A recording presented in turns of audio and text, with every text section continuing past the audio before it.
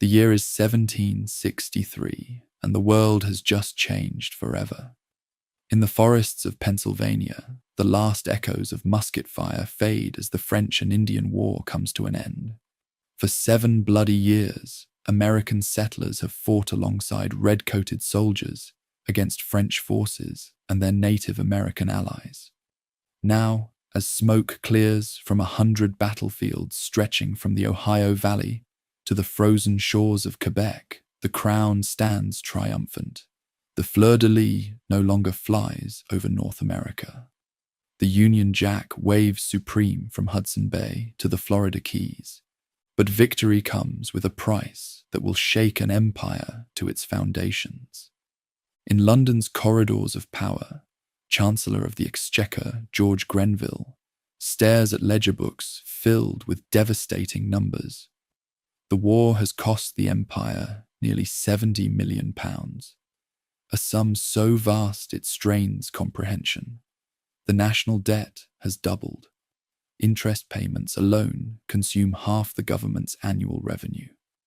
Across the Atlantic, 10,000 imperial soldiers remain stationed in North America, costing another £300,000 each year. Someone must pay for this empire, and Grenville's calculating eyes turn westward, across 3,000 miles of ocean, to the provinces that London has just fought so hard to protect. The provincials, meanwhile, celebrate their survival and dream of expansion. In Virginia's smoky taverns, planters speak excitedly of rich Ohio Valley lands now opened for settlement. Pennsylvania farmers envision their sons carving homesteads from western forests. Massachusetts merchants calculate profits from new trading opportunities. These Americans have shed their blood alongside imperial regulars. They have mortgaged their futures to support the war effort. Surely, they reason, the fruits of victory belong to them as much as to any lord in London. Then comes the proclamation of 1763, sliding like a knife between American dreams and reality. King George III's decree forbids settlement west of the Appalachian Mountains. The very lands that inhabitants fought to win are now declared off-limits, reserved for Native American tribes that mostly fought against the crown. Veterans who expected land grants find their service unrewarded. Speculators who purchased Western claims discover their investments worthless. The proclamation line stretches like an invisible wall from Canada to Georgia, containing provincial ambitions within boundaries that suddenly feel like prison walls. In Williamsburg, a young Virginia lawyer named Patrick Henry reads the proclamation with growing anger. The words seem to mock everything Americans have sacrificed for. How can the empire claim to protect them by denying them the very expansion that protection was meant to secure?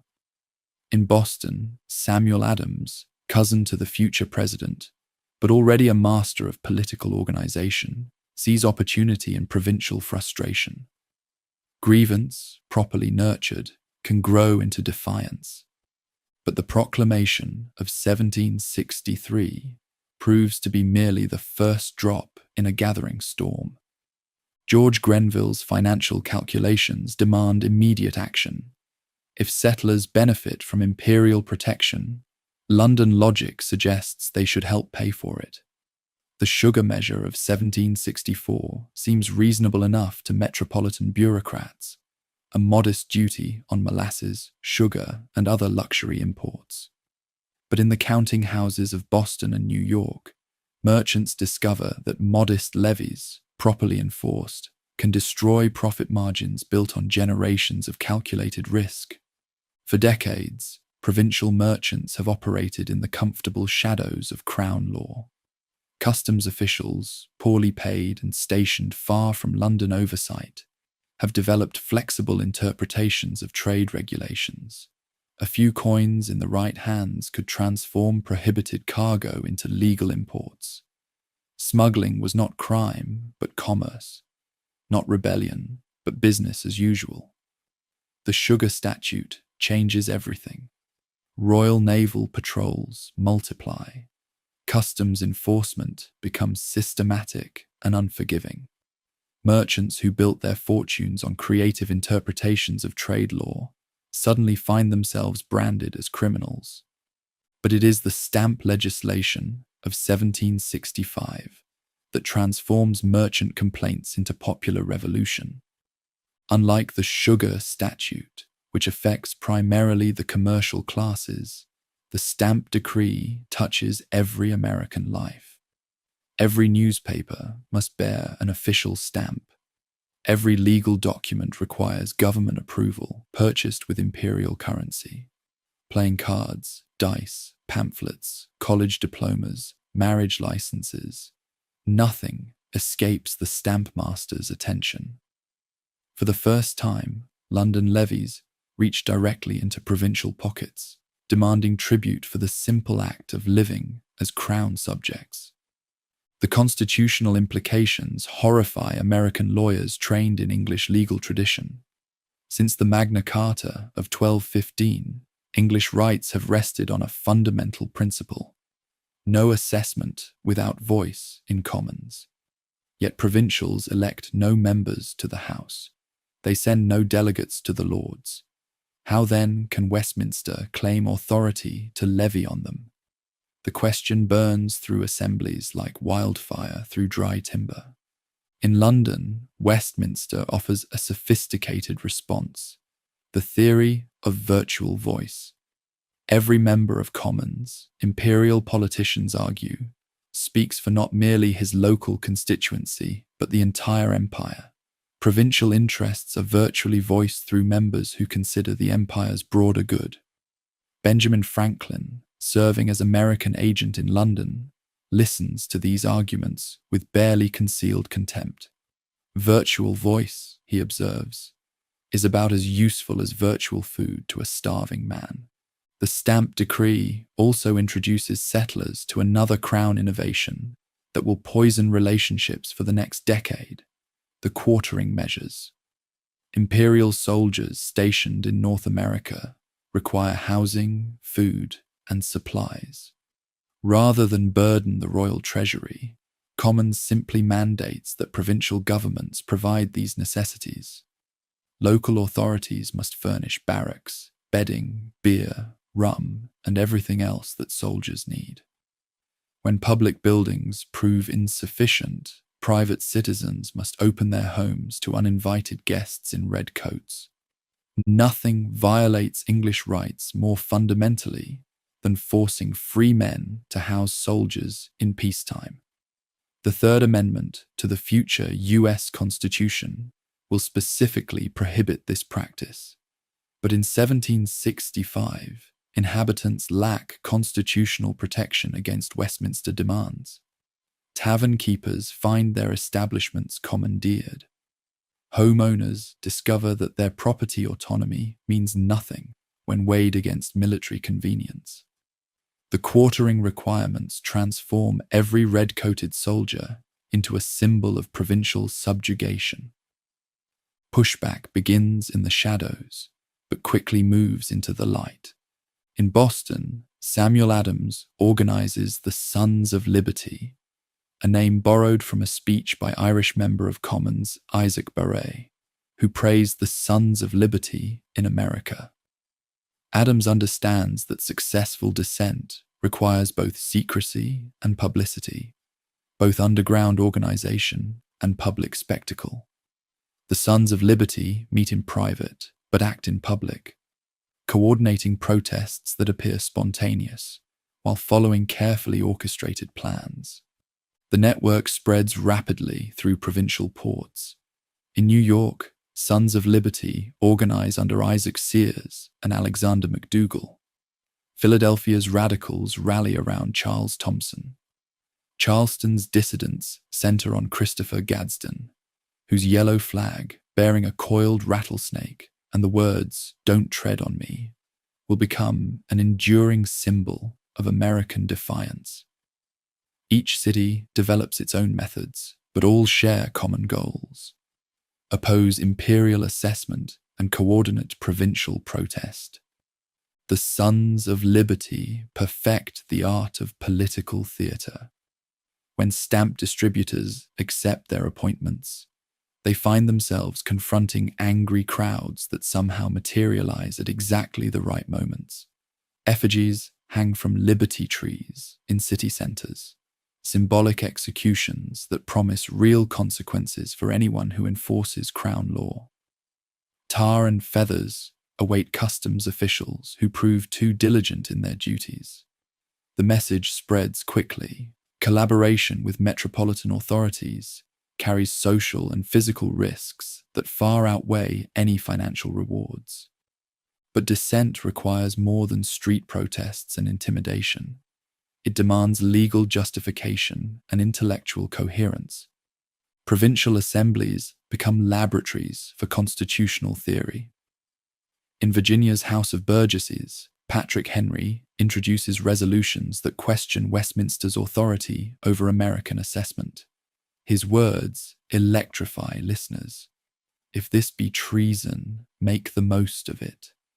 Massachusetts General Court adopts similar resolutions, then calls for a stamp congress to coordinate provincial responses. 9 provinces send delegates to New York in October 1765, creating the first inter-American political body since the Albany Congress of 1754. The Stamp Congress produces documents that will echo through the next decade of constitutional crisis. The delegates carefully distinguish between Westminster's right to regulate imperial trade and its claimed authority to levy on provincial property. External duties on imports, they concede, might fall within legislative power, but internal assessments on American property violate fundamental principles of English autonomy. The distinction seems clear to provincial minds, but London politicians find it suspiciously convenient. Meanwhile, another network begins forming that will prove even more important than the Sons of Liberty, the Committees of Correspondence.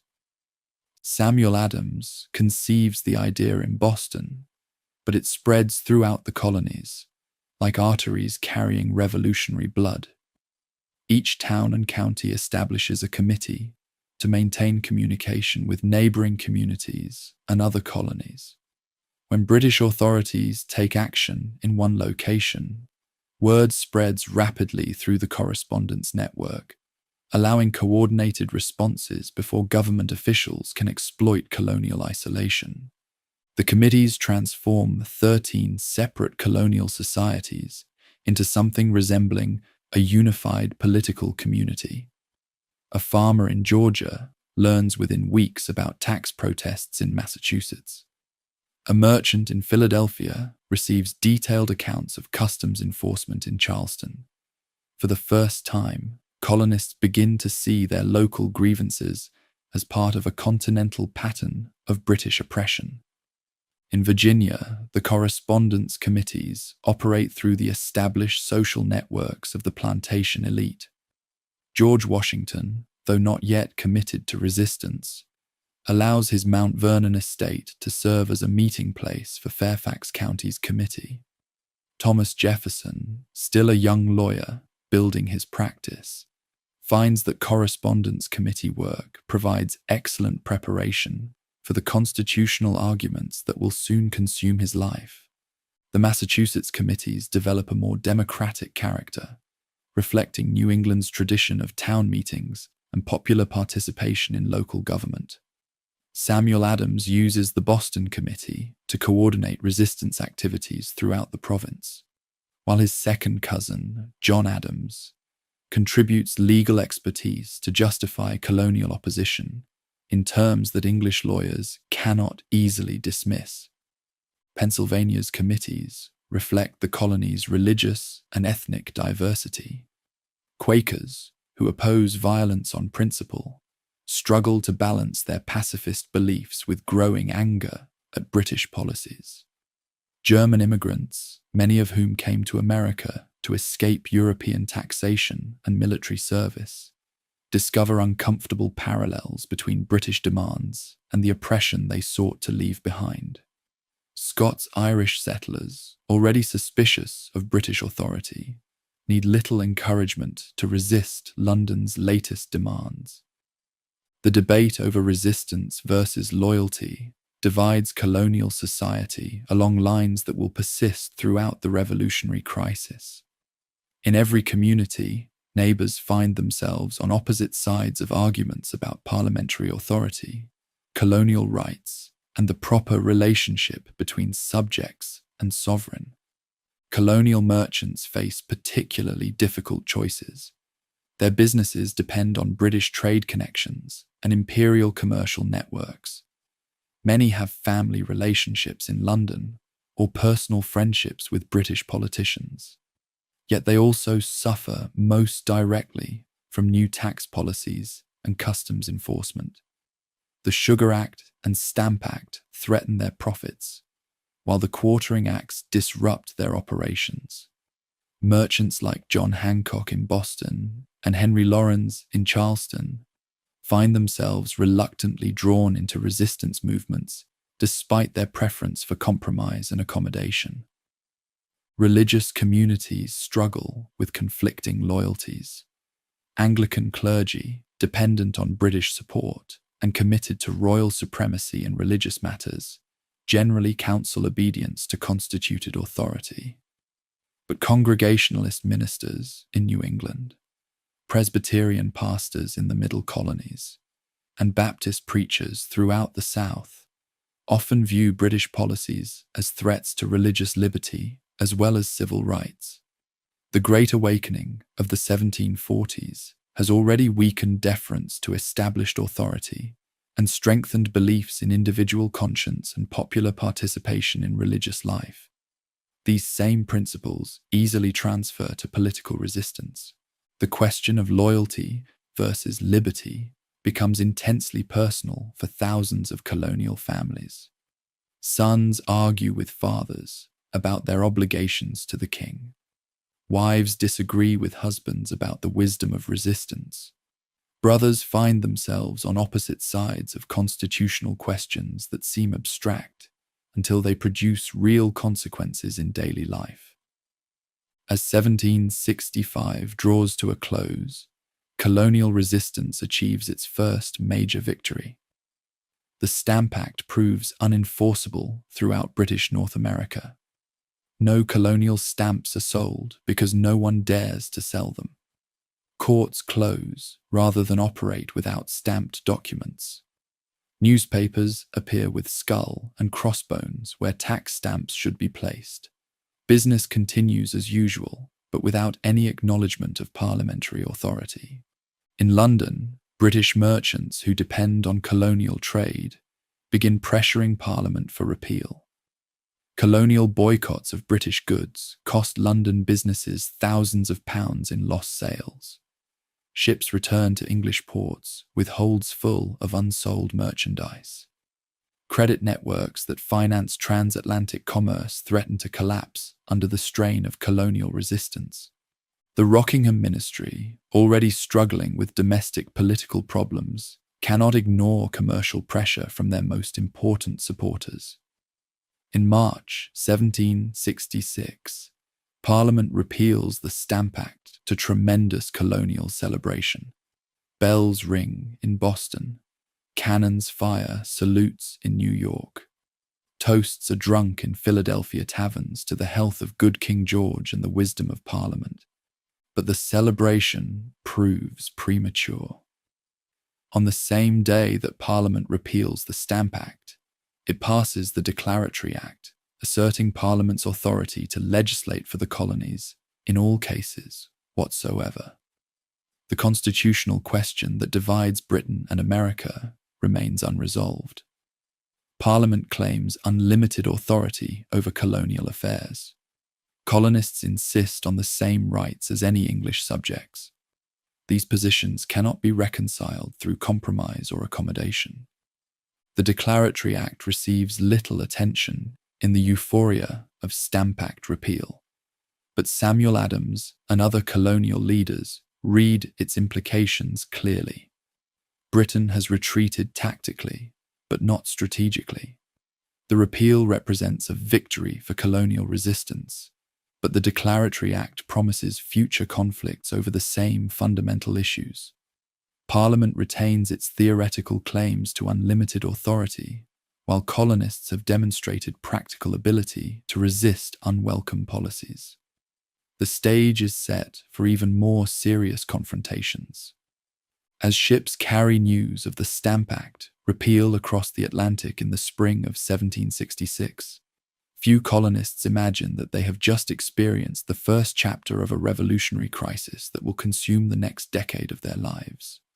The seeds of rebellion, planted in the frustrations of the Proclamation of 1763 and nurtured by the constitutional crises of the Sugar and Stamp Acts, have taken root in American soil. The committees of correspondence provide communication networks for coordinated resistance. The Sons of Liberty offer organizational structures for popular protest. Colonial assemblies have developed constitutional arguments to justify opposition to parliamentary authority. Most importantly, 13 separate colonial societies have begun to discover their common interests and shared identity as Americans. They remain British subjects in law and mostly in sentiment, but they are no longer merely British subjects. Something new is emerging in the forests and cities of North America, a political community that can imagine resistance, organize opposition, and sustain defiance of the world's most powerful empire. The next test of this emerging American identity waits just beyond the horizon, approaching with the inevitability of a summer storm. British politicians, convinced that colonial resistance reflects temporary passion rather than permanent principle, are already planning new policies to assert parliamentary authority and raise colonial revenue. Colonial leaders, emboldened by their success against the Stamp Act, are preparing for even more serious challenges to their claims of English liberty. Neither side fully understands the forces they have set in motion, but both sense that something fundamental has changed in the relationship between Britain and her American colonies. The seeds of rebellion have been planted. Now they must grow or die, and the harvest will determine whether 13 separate colonies can become something unprecedented in human history. A free and independent nation, born from the assertion that all men are created equal and endowed by their Creator, with unalienable rights to life, liberty, and the pursuit of happiness. The quiet tension of these early years masks the approaching storm, but those with eyes to see can already detect the signs of revolutionary weather gathering on the horizon. The fuse has been lit. The question now is not whether it will burn, but when it will reach the powder keg of colonial resistance and British determination. That moment is coming sooner than anyone imagines, and when it arrives, it will illuminate a world transformed by the radical idea that government derives its just powers from the consent of the governed. The fuse is lit. How long it smoulders before reaching the powder keg depends on choices yet to be made. Euphoria of victory fades quickly in the harsh light of London politics. While patriots celebrate the repeal of the Stamp Statute, Chancellor Charles Townshend already plots the next move in Westminster's constitutional chess game. His declaratory measure of 1766 has established the principle. Now he seeks to test mainland commitment to their constitutional theories. If settlers distinguish between internal assessments and external tariffs, he reasons, then let them face charges that touch their daily lives in ways they cannot ignore. Townshend's legislation of 1767 targets the building blocks of civilization itself: glass for windows, paint for protection against weather, paper for communication, lead for construction, and the leaf for comfort. All now bear metropolitan excises that transform necessities into symbols of London control. Unlike the Stamp Decree, which locals could simply refuse to purchase, these new fiscal burdens attach themselves to items that no household can do without. A settler family may choose to avoid legal documents requiring stamps, but they cannot survive without windows, walls, and writing materials. These charges seem modest enough, mere pennies on each pound of goods, but their cumulative effect reaches into every mainlander home. A merchant glazing his shop windows pays the ministry for the privilege. A housewife purchasing the infusion for her family's comfort finances red-coated administration. A lawyer buying paper for his briefs contributes to the salaries of customs officials who will scrutinize his every transaction. These measures transform ordinary commerce into unwilling collaboration, with policies that locals find constitutionally odious. More insidiously, the Chancellor designates revenue from these tariffs to pay the salaries of governors and judges throughout the mainland. For generations, assemblies have controlled executive and judicial compensation through their power over appropriations. A governor who defies his legislature risks financial ruin. A judge who interprets law in ways that offend settler sentiment may find his salary suspended. Control over purse strings has been the province's most effective check on arbitrary authority. His scheme destroys this balance at a stroke. Metropolitan officials paid from London revenue need no longer court local favour or respect regional opinion. They become accountable only to Westminster, transforming the delicate constitutional equilibrium that has allowed mainland self-governance to flourish within the empire. Governors can now ignore assembly wishes. Judges can enforce unpopular statutes without fear of financial retaliation. Settlers discover that their practical autonomy depends on constitutional arrangements that London lawmakers can alter with a simple vote. Response comes swiftly but selectively. The port city's merchants organize the first systematic economic warfare against affected goods, appealing to patriot pride as well as constitutional principle. Why purchase metropolitan manufactures when local artisans can supply regional needs? Non-importation transforms economic necessity into patriotic virtue, giving households throughout the continent a way to participate in constitutional struggle without attending rallies or joining organizations. Economic warfare spreads through networks already established during the stamp crisis. Committees of correspondence carry news of Massachusetts capital actions to ports throughout the continent.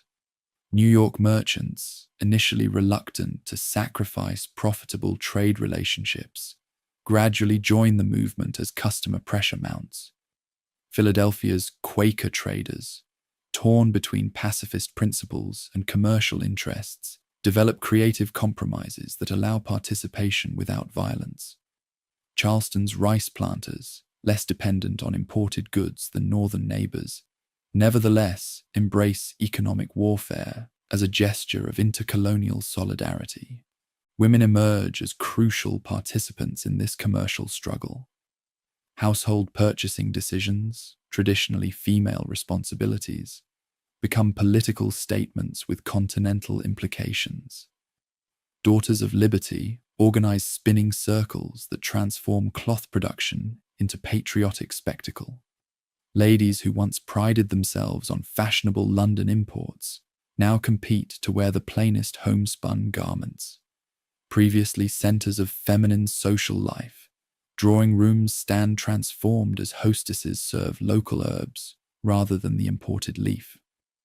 Domestic transformations ripple through settler society in unexpected ways. Local manufactures, previously scorned as inferior to metropolitan products, gain new respect and market share. Regional artisans find themselves overwhelmed with orders from customers who previously preferred imported goods. Economic refusal inadvertently nurtures domestic industry that will prove crucial during the coming years of commercial disruption.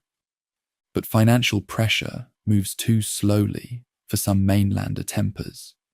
In the town on the Charles, where Westminster officials concentrate and enforcement proves most vigorous. Daily friction between locals and customs collectors escalates into something approaching warfare. Revenue officers, armed with broad search powers and backed by London authority, ransack warehouses and private homes seeking evidence of smuggling. Merchants who built their fortunes on creative interpretations of trade regulations now face systematic persecution that threatens their livelihoods and social standing. John Hancock's sloop Liberty seizure in June 1768 crystallizes these tensions into open confrontation.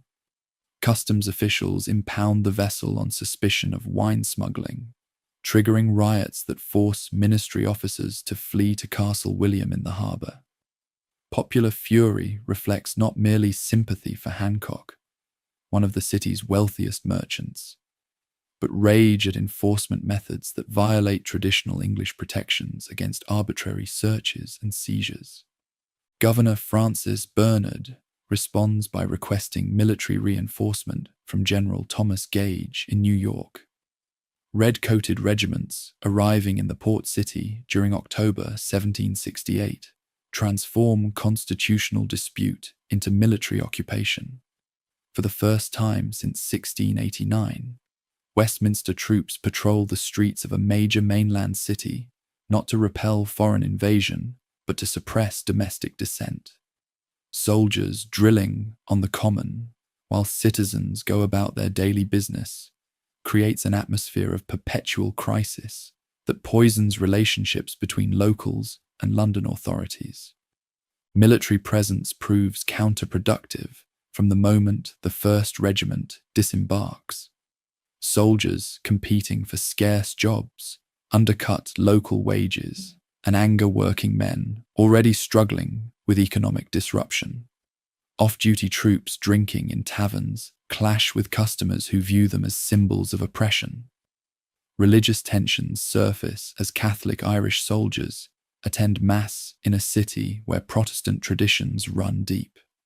Every interaction between military and civilian populations carries potential for escalation that could transform constitutional crisis into violent rebellion. Samuel Adams understands that martyrdom serves political purposes better than mere argument. Through his committees of correspondence and newspaper essays signed with classical pseudonyms, he systematically documents every instance of military misconduct, every example of arbitrary enforcement, every violation of traditional English protections. His goal is not simply to chronicle grievances, but to create a narrative of systematic oppression that will justify extraordinary measures of self-defense. The explosion comes on a cold March evening in 1770, triggered by the kind of minor incident that often sparks major conflagrations. A British sentry, standing guard outside the custom house, strikes a young apprentice who insults him. Crowds gather as word spreads through the city's narrow streets. More soldiers arrive to rescue their comrade. Tension builds as civilians throw snowballs, ice, and insults at the military detachment. Someone shouts, "Fire!" Whether soldier or civilian, no one knows, and muskets discharge into the crowd. 5 Americans fall in King Street that night. Crispus Attucks, a man of African and Native American ancestry who worked the docks. Samuel Gray, a rope maker caught up in the crowd. James Caldwell, a sailor visiting the city. Samuel Maverick, a 17-year-old apprentice. And Patrick Carr, an Irish immigrant who dies 9 days later from his wounds. Their deaths transform a street confrontation into what Samuel Adams immediately labels the Boston Massacre, a term that will echo through American memory, long after the constitutional issues that caused it are forgotten. The aftermath proves as significant as the event itself. Captain Thomas Preston and his 8 soldiers face trial for murder in a Boston court, defended by John Adams despite his cousin Samuel's role in organizing the prosecution. The younger Adams believes that fair trials demonstrate American commitment to legal process, even in moments of passion. His successful defense of most defendants, 2 soldiers receive reduced sentences for manslaughter, establishes a crucial precedent. Americans can separate their hatred of imperial policies from their respect for English legal traditions. But Samuel Adams ensures that the political lessons of King Street spread far beyond Boston's courts. His account of the massacre, illustrated with Paul Revere's inflammatory engraving, circulates throughout the continent within weeks. The image shows disciplined soldiers firing into helpless civilians at an officer's command, a version of events that trial testimony will largely contradict, but which serves Adams's propaganda purposes perfectly. 5 deaths become symbols of imperial tyranny that will inspire resistance for the next decade. The Townshend crisis gradually subsides as both sides step back from the brink of wider conflict. London lawmakers, shaken by American economic pressure and domestic political changes, repeal most of the offensive duties in April 1770. Only the levy on tea remains, preserved as a symbol of Westminster's constitutional authority, while eliminating the commercial disruption that threatened imperial trade relationships. Many Americans view this partial repeal as victory enough, similar to their triumph over the stamp statute 4 years earlier. But Samuel Adams and other radical organizers understand that the fundamental constitutional issues remain unresolved. The tea duty, however small, still represents the principle of assessment without voice that Americans find constitutionally intolerable. More importantly, the Townshend crisis has demonstrated that partial victories can dissolve popular enthusiasm for resistance, just when sustained pressure might achieve complete success.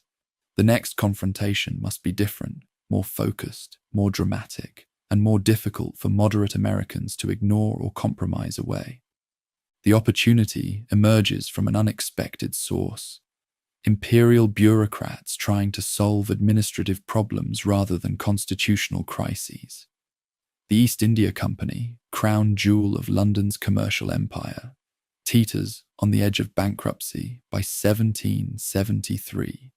Years of mismanagement in India, costly territorial acquisitions, and competition from private merchants have left the company with massive debts and £17 million of unsold tea rotting in London warehouses. Company directors appeal to Westminster for relief, seeking not constitutional authority but simple commercial survival. Lord North's ministry crafts an elegant solution that inadvertently creates the most serious imperial crisis since the stamp controversy. The tea legislation of 1773 grants the East India Company direct sales privileges in American ports, eliminating the middlemen who have traditionally distributed imported tea through local networks. The company can now sell directly to consumers at prices lower than any competitor, including smuggled Dutch tea that has captured much of the American market during years of boycott and non-importation. The measure seems designed to benefit everyone. The company gains American sales needed for financial recovery. American consumers get cheaper tea. Imperial revenue continues flowing from the preserved Townshend duty. But the legislation destroys the livelihood of every merchant who has built his business on tea importation and distribution. From Boston to Charleston, established traders discover that their customers can purchase superior product at lower prices directly from company agents who answer only to London directors. The commercial threat unites groups that have been divided on constitutional questions. Merchants who opposed earlier boycotts because they damaged trade relationships now face complete elimination from profitable commerce. Smugglers who ignored legal protests because they profited from illegal trade now confront company competition that makes their business unprofitable. Even moderate Americans who supported partial reconciliation with imperial authorities cannot ignore legislation that threatens their economic survival while rewarding their constitutional opponents. More ominously, the Tea Statute establishes a precedent for imperial monopolies that could extend to any branch of American commerce. If Westminster can grant the East India Company exclusive privileges in tea sales, why not give other London firms similar advantages in cloth, hardware, or agricultural products? The measure threatens to transform American merchants from independent traders into minor agents of metropolitan corporations, reducing provincial commerce to a branch of imperial business controlled entirely from London.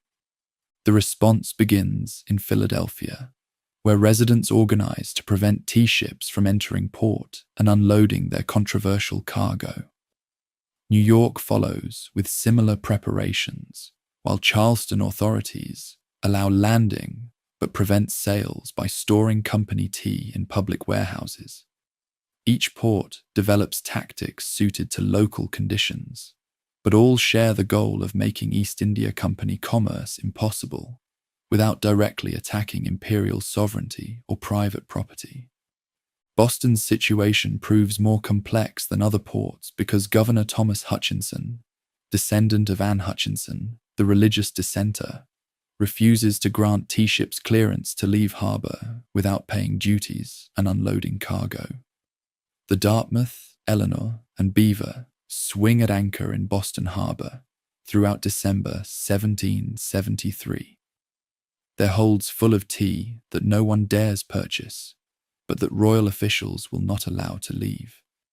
Each day that passes brings closer the deadline when customs officers will seize the cargo and sell it at public auction, achieving company goals through government action rather than voluntary commerce. Samuel Adams orchestrates the crisis with the skill of a master playwright. Mass meetings at Old South Church attract thousands of participants from Boston and surrounding towns, creating unprecedented displays of popular unity around constitutional principles. The meetings carefully avoid direct challenges to royal authority, while making clear that community sentiment overwhelmingly opposes tea sales under current conditions. Adams repeatedly emphasizes that Americans seek not to destroy property, but to prevent unconstitutional policies from taking effect through what appears to be normal commercial activity. The climax comes on December 16th, when the final deadline for resolving the tea crisis arrives without compromise from any party. Governor Hutchinson refuses to clear the ships. Company agents decline to resign their commissions. Customs officials prepare to seize the cargo at dawn.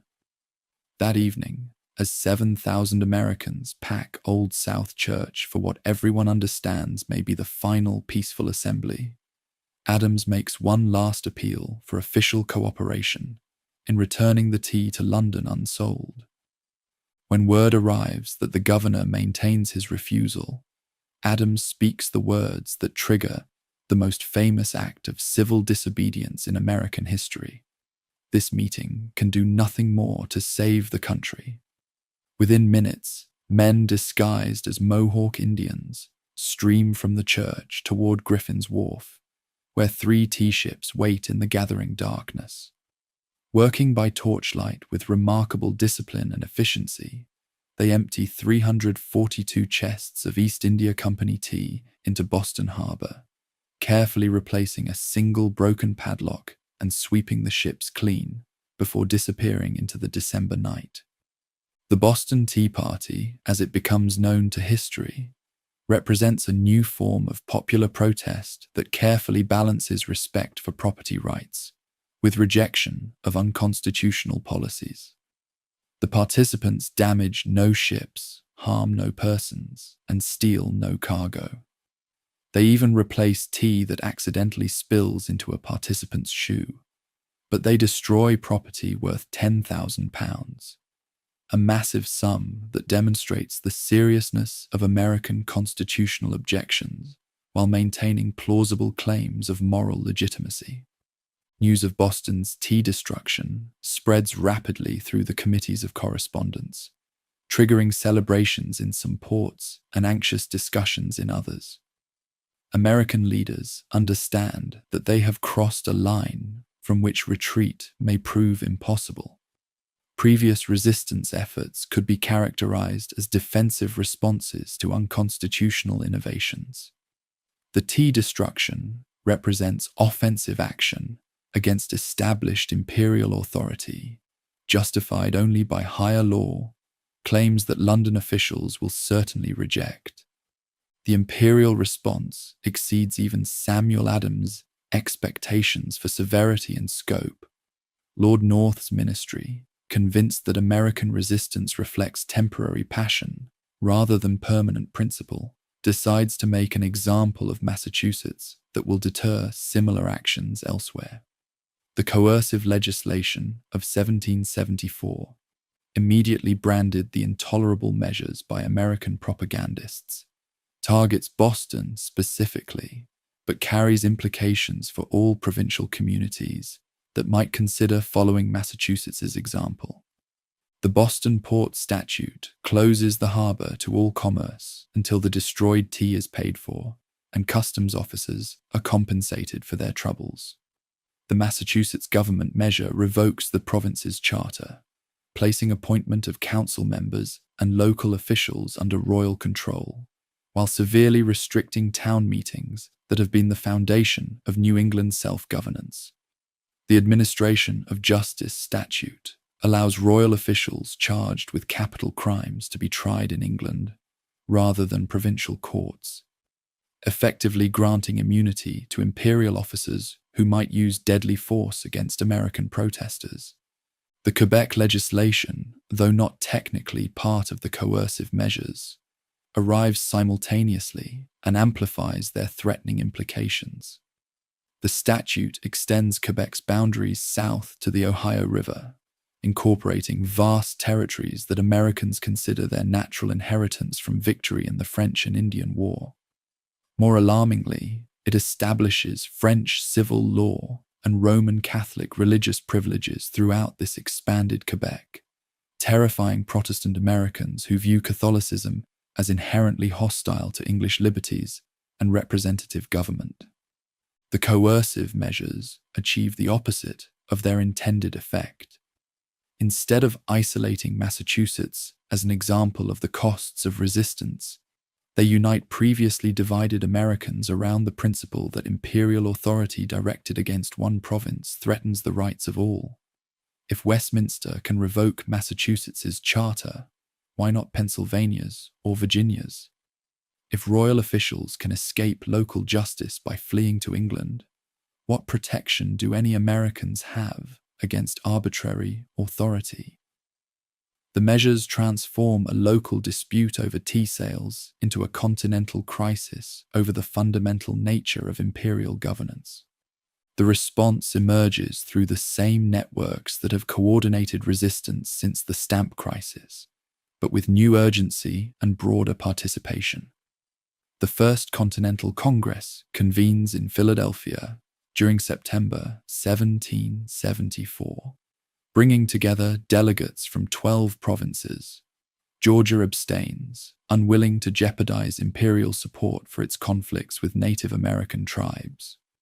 For 7 weeks, 56 of America's most experienced political leaders debate questions that will determine whether constitutional disagreements can be resolved within existing imperial structures, or require fundamental changes in the relationship between Britain and her American provinces. The Congress carefully balances radical demands for immediate resistance with moderate hopes for eventual reconciliation. The Continental Association establishes comprehensive non-importation, non-exportation, and non-consumption agreements that will pressure London through economic warfare while avoiding direct challenges to imperial sovereignty. Local committees throughout the continent will enforce these agreements, creating shadow governments that exercise authority parallel to but separate from royal administration. More significantly, The Congress asserts American rights in language that moves beyond specific grievances toward general principles of governance. The Declaration of Rights claims for Americans all the liberties enjoyed by residents of Great Britain, including trial by jury, protection against arbitrary searches, and consent to taxation through elected representatives. The claims rest not merely on English legal precedent, but on natural law principles that apply to all human societies, regardless of particular historical circumstances. The Continental Association proves remarkably effective in mobilizing popular support for resistance while maintaining the appearance of peaceful protest. Local committees spring up in hundreds of communities, creating networks of political participation that extend far beyond traditional leadership groups. Farmers, artisans, shopkeepers, and laborers find themselves drawn into constitutional discussions that were previously confined to lawyers and politicians. The committees transform abstract arguments about parliamentary authority into practical decisions about daily consumption that every household must make. The association's enforcement mechanisms reveal how quickly constitutional resistance can develop coercive characteristics that mirror the arbitrary authority Americans claim to oppose. Committees publish names of merchants who violate non-importation agreements, subjecting them to social ostracism and economic boycotts. Suspected violators face interrogation and demands for public confessions that resemble the Star Chamber proceedings that English law supposedly prohibits. The line between popular justice and mob rule becomes increasingly difficult to distinguish as committees enforce compliance with agreements that have no legal standing under existing colonial charters. Throughout the winter of 1774 to 1775, both sides prepare for confrontations that seem increasingly inevitable, despite continued hopes for peaceful resolution.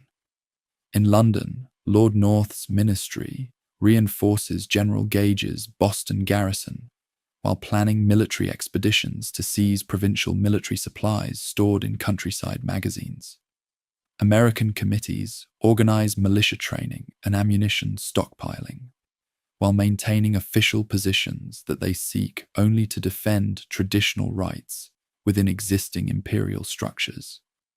The powder alarms of late 1774 and early 1775 provide dress rehearsals for the larger conflict that approaches. When royal troops march from Boston to remove gunpowder stored at Cambridge and Charlestown, thousands of militia respond to alarm riders who spread word of imperial military action throughout eastern Massachusetts.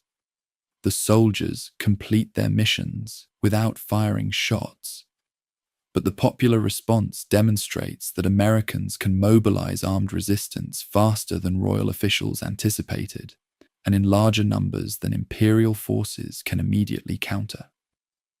These alarms also reveal the communications networks that Samuel Adams and other organizers have spent years developing.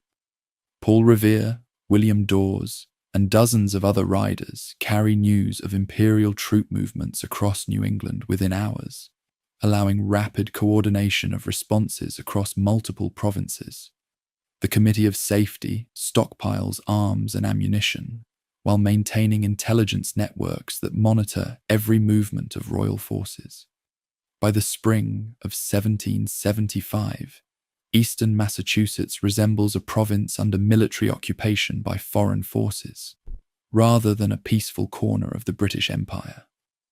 The final alarm comes on the night of April 18th, 1775, when General Gage orders Lieutenant Colonel Francis Smith to march with 700 men to Concord, where provincial leaders have assembled a major military supply depot. The mission seems straightforward: seize or destroy the ammunition before it can be used against royal authority. Arrest Samuel Adams and John Hancock if possible, and demonstrate that imperial forces retain the initiative in this escalating crisis. But Paul Revere, William Dawes, and Dr. Samuel Prescott carry warning across the countryside faster than Smith's column can march. By dawn, on April 19th, church bells and alarm guns have awakened militia companies throughout eastern Massachusetts. Hundreds of armed farmers converge on the route that royal troops must follow on their return to Boston, transforming what began as a simple supply raid into a running battle that will consume the next 8 years of American and British lives.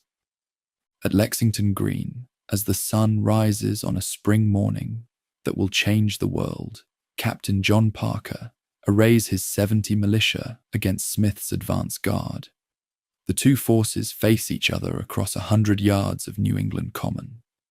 British regulars trained for European warfare, American farmers defending their community against what they see as foreign invasion. Neither side intends to begin a revolution, but both understand that the constitutional crisis of the past decade has reached the point where words no longer suffice, and only arms can determine whether Americans will remain British subjects or become something new under the sun. "Stand your ground," Parker tells his men. "Don't fire unless fired upon. But if they mean to have a war, let it begin here." The shot that follows, fired by whom no one knows, echoes not just across Lexington Green, but around a world that will never again be quite the same. The age of revolution has begun, and its first battlefield lies in a small New England town, where farmers have decided that some things matter more than peace, more than prosperity, more than life itself. The long argument over imperial authority and provincial rights has ended. Now comes 8 years of war to determine whether the ideas that Americans have been discussing in assemblies and committees can survive the test of battle against the world's most powerful empire. The road to revolution, paved with good intentions and constitutional theories, has led to this moment when theory must give way to practice and arguments must yield to action. Everything that follows will be different, more dangerous, more costly, more uncertain, but also more decisive. The question is no longer whether Americans can remain loyal British subjects while maintaining their traditional rights. The question now is whether they can create a new form of government based on principles that most of the world considers impossible dreams.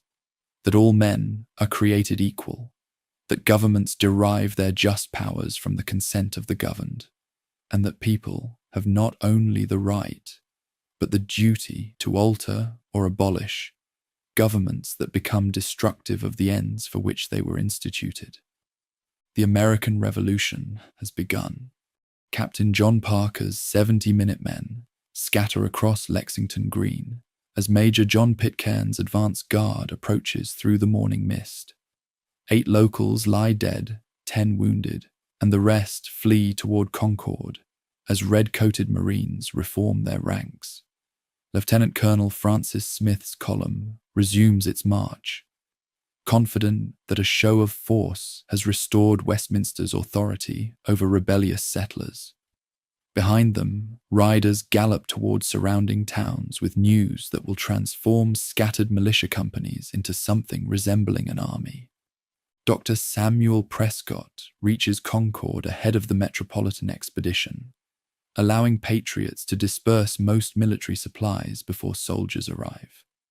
What the ministry troops discover disappoints them. A few musket balls, some wooden gun carriages, barrels of flour they mistake for gunpowder. Captain Walter Lorry's detachment burns the carriages at North Bridge, while Smith's main force searches homes and barns throughout the village. From nearby hills, Concord militia watches smoke rise and assumes their town burns. Major John Buttrick leads 400 Minutemen down the slope toward North Bridge, as Lorry's men hurry to rejoin the main column. At the bridge itself, nervous soldiers fire warning shots that wound 2 patriots. Return volleys drop 3 redcoats, including Lieutenant Edward Thornton Gould, the first Westminster casualty of what will become 8 years of war. Laurie's detachment retreats in disorder, while mainlander militia, stunned by their success against professional soldiers, debate whether to pursue or simply defend their homes. Smith begins his return march at noon, unaware that alarm riders have spent 6 hours rousing the Massachusetts countryside. From stone walls, farmhouses, and forest clearings, militia companies converge on the route his column must follow back to the port city. What began as a supply raid becomes a running battle stretching 18 miles through territory that locals know intimately and visitors navigate with fatal difficulty. At Merriam's Corner, 2 miles from Concord Center, concealed marksmen open fire on Smith's flanks and rear. Soldiers trained for European battlefields struggle against an enemy that refuses formal combat while punishing every attempt at organized retreat.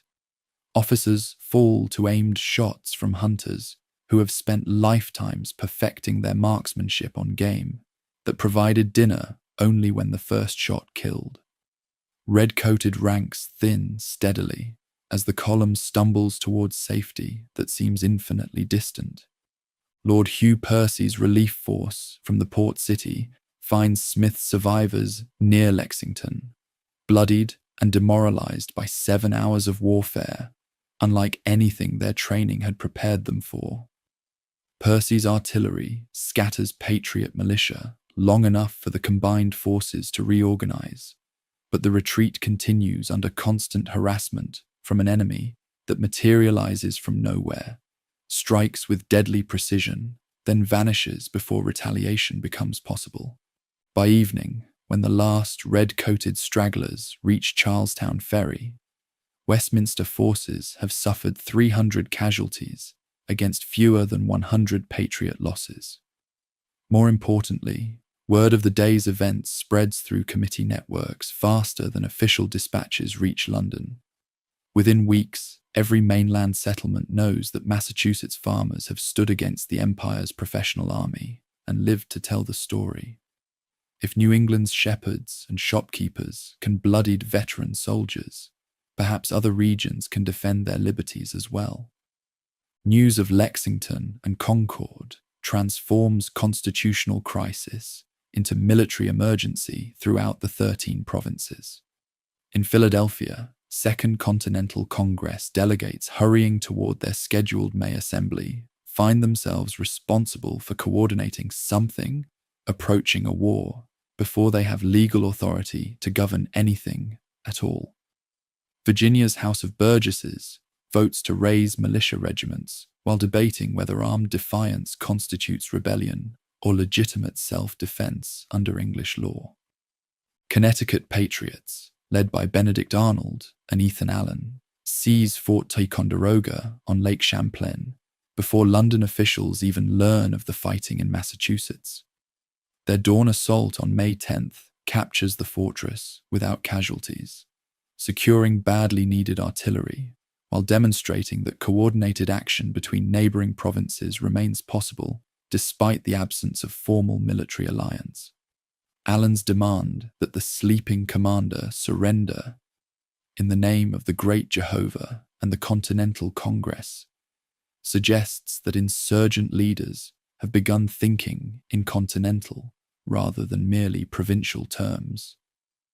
Arnold, frustrated by Allen's theatrical leadership of the Ticonderoga expedition, continues north with a small force to capture Crown Point and St. Jean, extending Patriot control over the crucial Lake Champlain corridor that connects Canada to the Hudson Valley. His aggressive initiatives reveal both the opportunities and dangers facing insurgent forces. While successful surprise attacks can yield significant strategic advantages, they also escalate conflicts beyond the point where peaceful resolution remains achievable.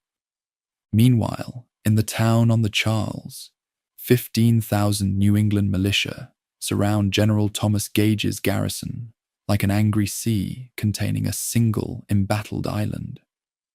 The siege of the port city begins almost accidentally, as local companies that responded to April's alarms simply refuse to go home, while red-coated soldiers occupy their regional capital.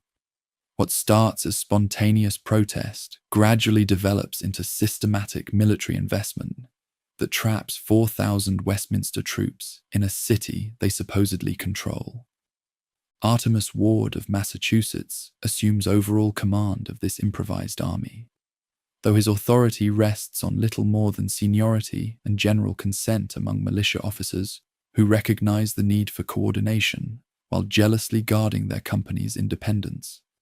Connecticut and Rhode Island regiments arrive to reinforce the siege, bringing different traditions of military organization that complicate efforts to establish unified command structures.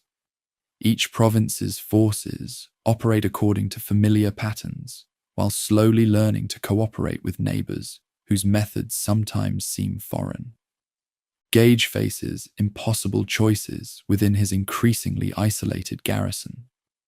Aggressive action against the surrounding militia might break the siege, but would certainly escalate the conflict beyond any possibility of peaceful resolution. Defensive preparations suggest weakness, while consuming supplies that cannot easily be replaced. Negotiations with insurgent leaders might ease immediate pressures, but would implicitly recognize their authority and legitimize defiance that Westminster will never accept. Second Continental Congress convenes in Philadelphia's State House on May 10th, while these military confrontations unfold 300 miles to the northeast. Delegates from 12 provinces, Georgia still hesitates to jeopardize London's support for its frontier conflicts, face questions that exceed their instructions and challenge their assumptions about proper relationships between colonies and mother country. How can they support Massachusetts while maintaining loyalty to the crown? Can they coordinate military preparations without committing treason? Should they seek reconciliation or prepare for complete separation? John Adams arrives in Philadelphia, convinced that reconciliation has become impossible and that only independence can secure mainland liberties. His cousin Samuel, remaining in Massachusetts to coordinate military preparations, shares this assessment, but understands that most delegates still hope for peaceful resolution of constitutional disagreements. Moving too quickly towards separation might fragment the fragile unity that makes continental resistance possible, while moving too slowly might allow Westminster to suppress individual provinces before they can coordinate effective defense. Virginia's delegation, led by the imposing figure of George Washington, brings credibility and continental perspective that Massachusetts radicals desperately need.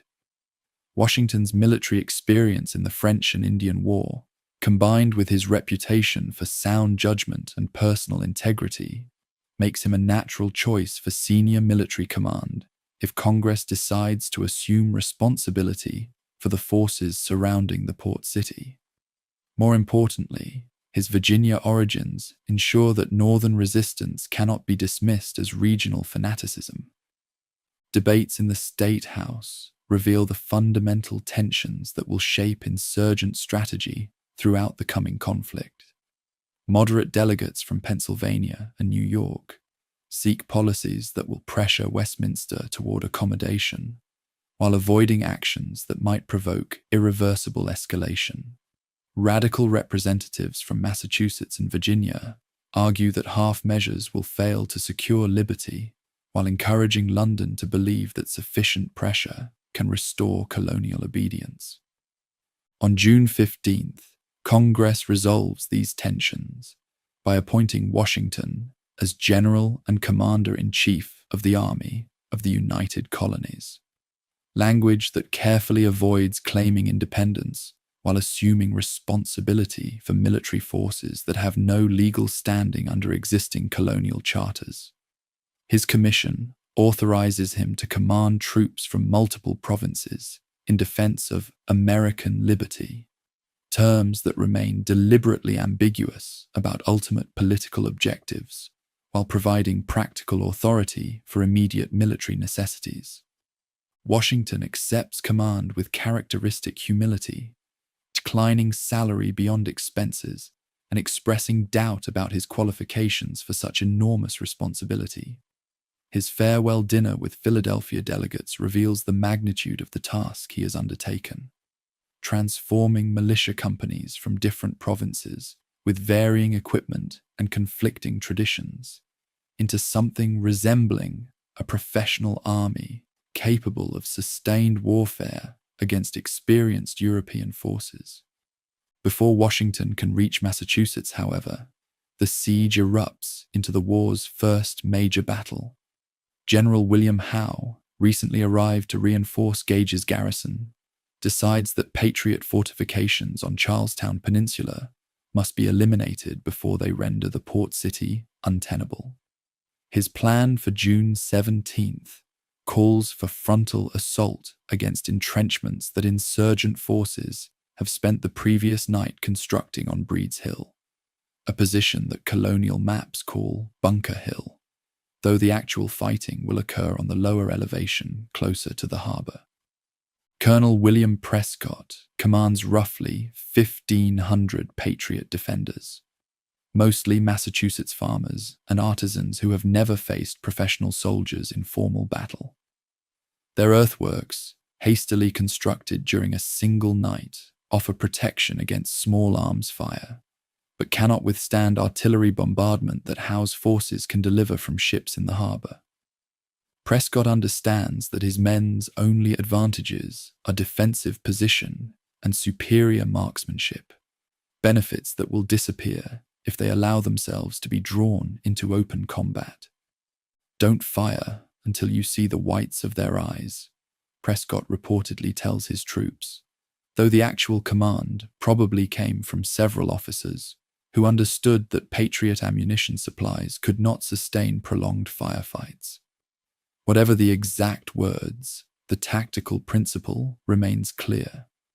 Make every shot count, because there will not be enough powder for wasteful volleys like those that European armies exchange at long range. Howe's first assault sends red-coated ranks up the hill in perfect formation, bayonets gleaming in afternoon sunlight as drummers beat the advance. At 60 yards, Patriot muskets erupt in carefully controlled volleys that shatter Westminster's front lines and send survivors stumbling back toward the beach. Bodies in red uniforms litter the slope like autumn leaves after a sudden storm, while insurgent defenders reload and wait for the next attack they know must come. A second assault produces similar results, with colonial marksmen again waiting until metropolitan soldiers reach close range before delivering devastating fire that breaks another charge before it can reach the earthworks. Howe's officers begin to question whether any number of frontal attacks can succeed against defenders who shoot with such deadly accuracy from protected positions. Some suggest flanking movements or artillery preparation that might reduce Patriot advantages. But Howe insists that one more direct assault will surely carry the position. His third attack succeeds only because insurgent ammunition finally runs out after hours of sustained combat. Patriots fight with clubbed muskets, stones, and bare hands as red-coated soldiers finally reach their earthworks, but weight of numbers and professional training eventually prevail. Prescott orders retreat when further resistance becomes impossible, allowing his surviving troops to escape across Charlestown Neck, while Howe's battered forces claim possession of empty fortifications that have cost them over 1,000 casualties. Bunker Hill proves that mainland farmers and artisans can stand against the world's most professional army if they choose their ground carefully and fight with discipline equal to their patriotic enthusiasm. But the engagement also demonstrates the severe limitations facing insurgent forces: ammunition shortages, inadequate artillery, and command structures too informal for sustained operations against experienced enemies. Most soberly, Retreat under fire requires training that militia companies have never received and cannot improvise under battlefield conditions. Washington reaches Cambridge 2 weeks after the battle to find an army that exists more in congressional imagination than military reality. 16,000 men surround the port city, but they represent dozens of separate units with different equipment, varying terms of enlistment, and conflicting ideas about military discipline. Connecticut troops refuse to accept orders from Massachusetts officers. Rhode Island companies demand different rations than their neighbors receive. New Hampshire regiments threaten to go home when their ammunition runs low. Creating unity from this diversity challenges Washington's diplomatic skills as much as his military experience. He must persuade men who consider themselves equals to accept hierarchical command structures that contradict their civilian assumptions about authority and consent. Provincial soldiers who elected their officers resist orders from commanders they did not choose. Farmers accustomed to seasonal rhythms cannot understand why military service requires year-round commitment regardless of harvest schedules. Gradually, through personal example and careful attention to individual concerns, Washington begins molding his heterogeneous command into something approaching a continental army. Daily drills transform civilian militias into disciplined units capable of coordinated maneuvers. Standardized equipment and uniforms create visual symbols of unity that help soldiers think beyond provincial boundaries. Most importantly, shared hardships and common dangers forge bonds between men from different regions who discover they can trust neighbors they previously knew only by reputation. While Washington organizes his army, Congress debates whether to seek reconciliation or prepare for complete separation from the empire. The Olive Branch Petition, drafted by John Dickinson and approved in July, represents moderate delegates' final attempt to restore harmony through direct appeal to King George III. The document acknowledges attachment to Your Majesty's person, family, and government, while requesting royal intervention to prevent further effusion of blood through parliamentary policies that violate traditional English liberties. But even as Congress approves this conciliatory gesture, it also issues a declaration of causes of taking up arms that adopts much more militant language. Thomas Jefferson and Dickinson's joint composition asserts that Americans are resolved to die freemen rather than live slaves, while stopping just short of declaring independence. The document warns that insurgent forces will fight until terms of peace shall be agreed upon, that secure colonial rights within the empire or permit honorable separation from it. King George's response eliminates any remaining hopes for peaceful resolution. The Proclamation of Rebellion, issued in August, declares the provinces in open and avowed rebellion, and authorizes military force to restore imperial authority. More ominously, the ministry begins recruiting German mercenaries to reinforce Westminster troops already in America, suggesting that London views this conflict as a foreign war rather than a domestic dispute requiring careful political management. News of Hessian recruitment reaches the mainland by autumn, hardening attitudes among moderates who previously supported reconciliation efforts. If the crown treats loyal subjects like foreign enemies, why should those subjects maintain loyalty to a sovereign who denies their legitimate claims? German soldiers fighting in America will serve foreign interests rather than defending English liberties, making this struggle between competing visions of constitutional government rather than merely between authority and resistance. Congressional response comes through Thomas Paine's pamphlet, Common Sense, published in January 1776, with the implicit blessing of radical delegates who understand that popular opinion must be prepared for the independence they increasingly view as inevitable. Paine's plain language reaches audiences beyond the educated elites who have dominated political discourse, explaining complex constitutional arguments in terms that farmers, artisans, and laborers can easily understand.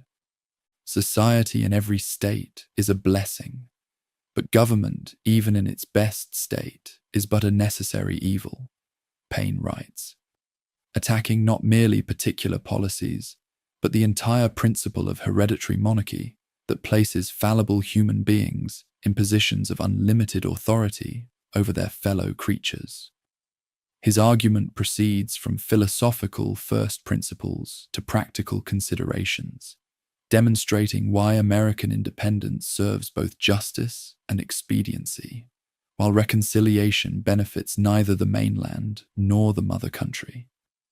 Common Sense sells 120,000 copies within 3 months of publication, reaching readers in every province and social class. Paine donates his profits to support continental military preparations, making his pamphlet a contribution to the cause as well as an argument for it.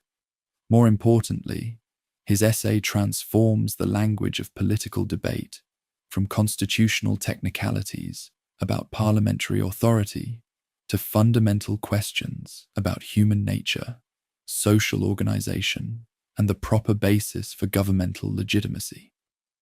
By spring 1776, military events have outpaced political discussions that once seemed urgent but now appear increasingly irrelevant.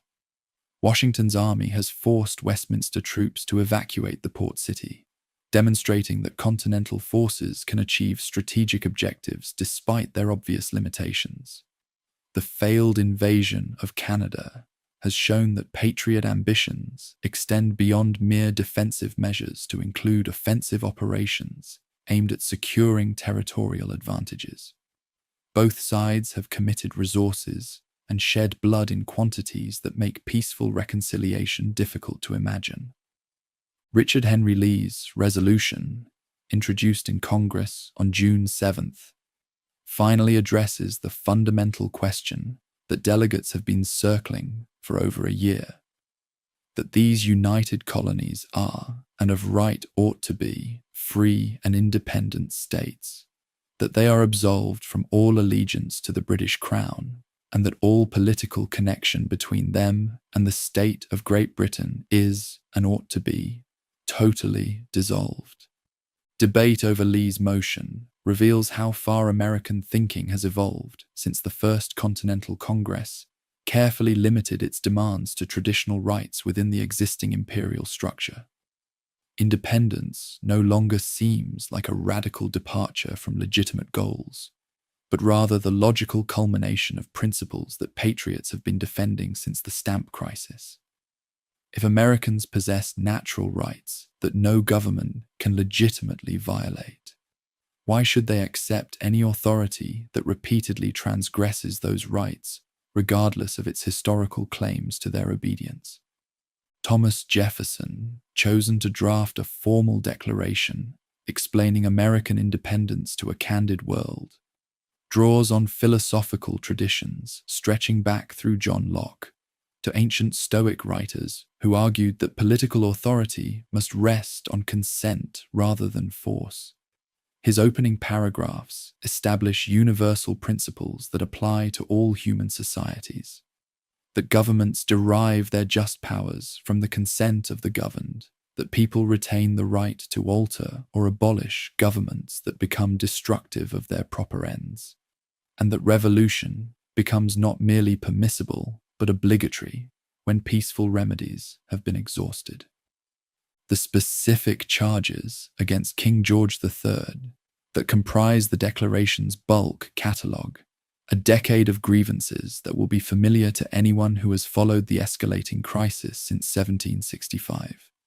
But Jefferson's genius lies in presenting these particular complaints as illustrations of universal principles, rather than merely provincial resentments. American independence, in his formulation, serves the cause of human liberty everywhere, rather than simply defending the narrow interests of mainland settlers. We hold these truths to be self-evident, Jefferson writes, that all men are created equal, that they are endowed by their Creator with certain unalienable rights, that among these are life, liberty, and the pursuit of happiness. These words will echo through centuries of human struggle for dignity and freedom, inspiring movements that Jefferson himself cannot imagine. But in the summer of 1776, they serve the immediate purpose of justifying American independence in terms that reasonable people throughout the world can understand and support. Congress approves the Declaration of Independence on July 4th, 1776, creating the United States of America through words that transform 13 separate rebellions into a single national revolution. Church bells ring throughout Philadelphia as delegates sign the document that makes them traitors to the crown they have served and patriots to the country they have just created. The announcement spreads rapidly through post roads and shipping lanes that will carry news of American independence to every corner of an Atlantic world that must now adjust to the reality of a new nation founded on principles that challenge the legitimacy of most existing governments. Washington orders the Declaration read to his troops in New York, where they have gathered to defend against the Westminster invasion that everyone expects will follow independence as surely as thunder follows lightning. Soldiers cheer the words that give meaning to their sacrifices, while officers contemplate the enormous task of defending a newborn republic against enemies who command the world's most powerful military forces. The United States exists in law and aspiration, but it must still prove itself worthy of survival in the harsh realm where nations live or die according to their ability to defend their claims with force of arms. Independence transforms everything and nothing. Americans who were insurgent colonists yesterday become patriot citizens today, but they still face the same strategic challenges and military limitations that made victory seem unlikely under any name. Washington still commands an amateur army against professional enemies who enjoy overwhelming advantages in training, equipment, and experience. Congress still lacks reliable sources of revenue to finance the prolonged struggle that independence will require. Individual states still pursue local interests that sometimes conflict with continental necessities. But something fundamental has changed in the realm of human possibility. 13 separate provinces have declared themselves a single nation, based on principles that recognize no inherent superiority of birth, wealth, or social position. They have announced to the world that government exists to serve human happiness, rather than merely to maintain order and hierarchy. Most radically, they have claimed the right to create new political institutions, rather than simply inherit whatever arrangements history happens to provide. Whether these revolutionary principles can survive the test of war remains to be seen. The United States of America exists on paper, but it must still prove that a nation conceived in liberty and dedicated to the proposition that all men are created equal can long endure in a world where most governments rest on very different foundations. That test will consume the next 7 years of American lives and determine whether the ideas proclaimed in Philadelphia during the summer of 1776 represent humanity's future, or merely an impossible dream that died when reality struck with overwhelming force. July 4th leaves no quarrel over taxes, no petition for redress. Henceforth there is only the United States, alive on paper, fighting for breath in the field. Independence proclaimed in Philadelphia's summer heat means little to Washington's soldiers shivering in New York's autumn winds. While Congress debates constitutional theory, the Patriot Army faces immediate reality. 32,000 Westminster troops commanded by General William Howe have landed on Staten Island with orders to crush American rebellion before it can spread beyond a few discontented provinces. Against this professional force, Washington can field perhaps 20,000 men, most with minimal training and equipment that ranges from adequate to non-existent. Howe's strategy seems as overwhelming as his numbers. Control of New York Harbor would split New England from the other states while providing a base for operations throughout the Hudson Valley. Coordinated with General Guy Carleton's anticipated advance from Canada, such a campaign could isolate radical Massachusetts from more moderate neighbors who might yet be persuaded to abandon their revolutionary experiment. The city's merchants, many with loyalist sympathies, wait nervously to see whether their rebellion will prove more durable than their prosperity.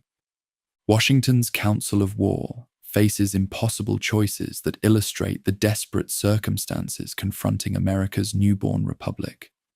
Defending Manhattan requires dividing already inadequate forces between multiple positions that enemy naval supremacy can isolate and destroy sequentially. Abandoning the city without a fight would demoralize patriots throughout the continent, while encouraging fence-sitters to accommodate themselves to what appears to be inevitable Westminster victory. Fighting and losing might prove worse than not fighting at all. The commander makes a fateful decision to defend everywhere, and thus defend nowhere effectively.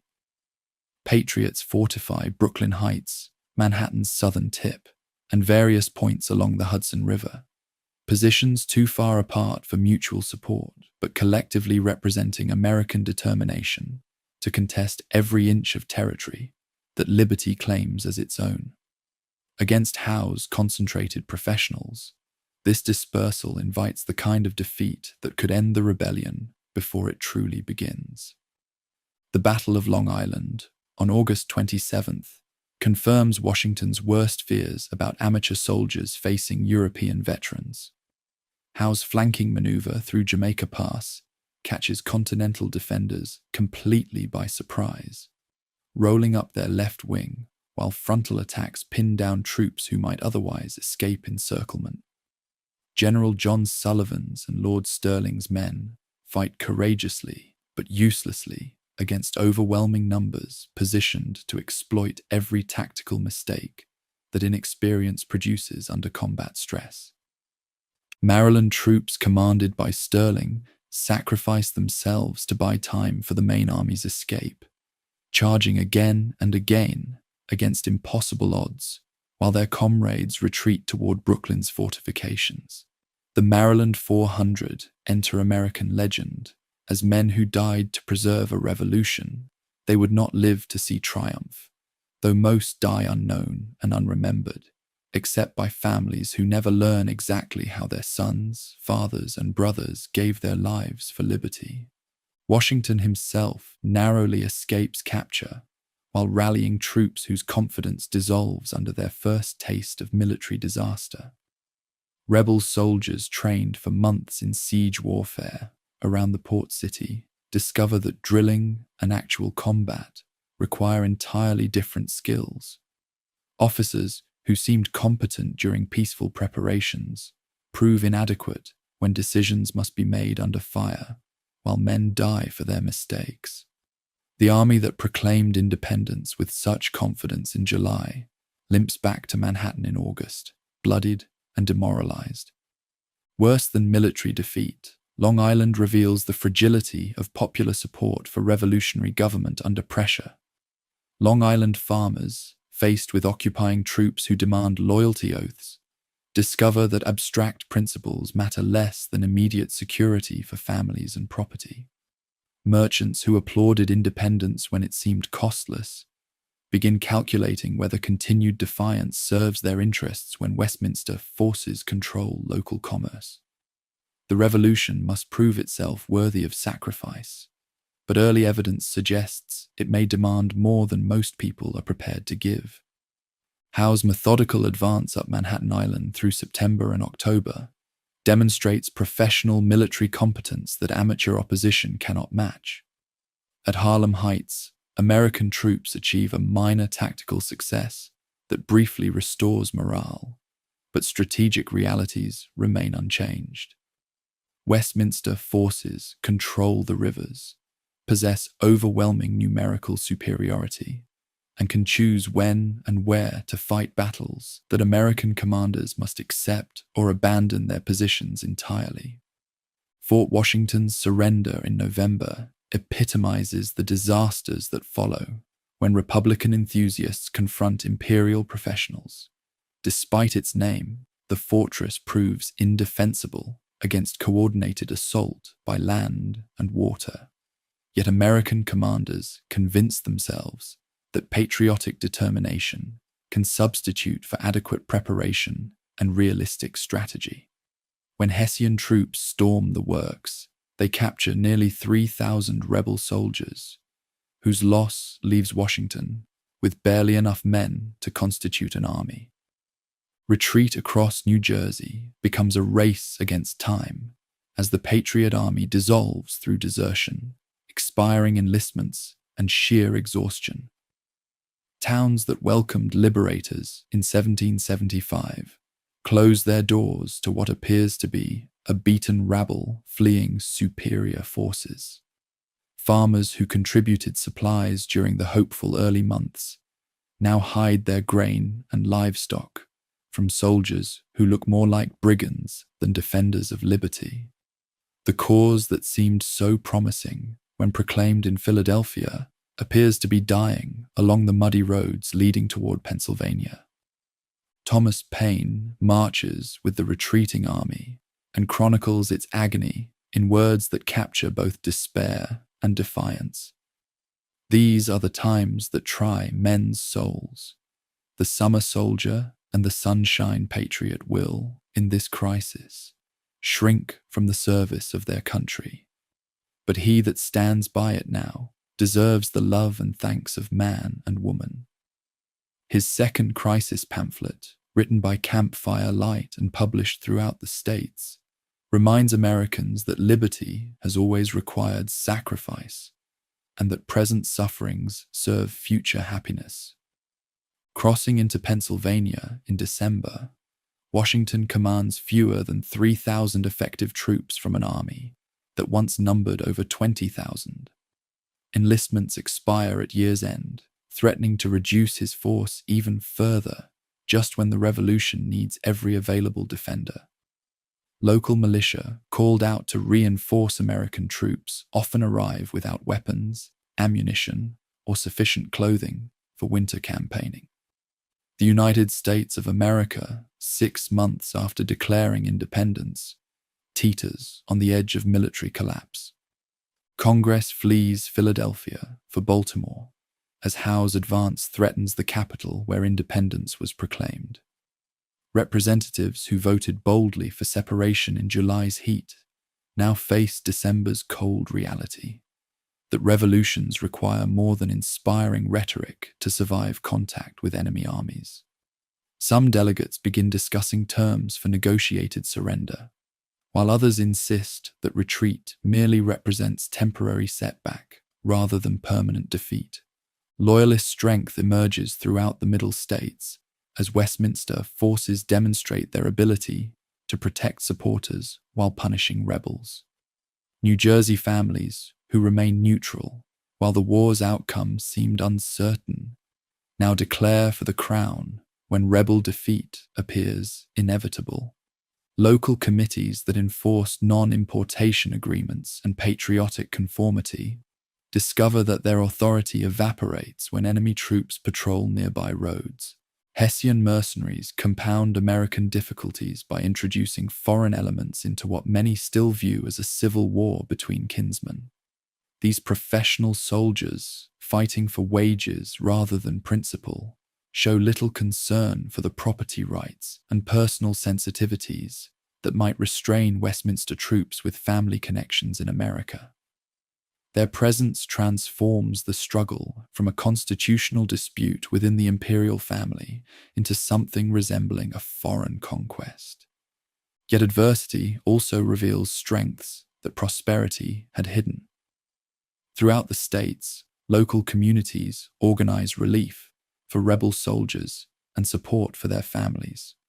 Women assume responsibilities previously reserved for men, managing farms and businesses while their husbands serve in the army. Children too young for military service contribute by manufacturing ammunition, gathering intelligence, and maintaining communications between isolated patriot communities.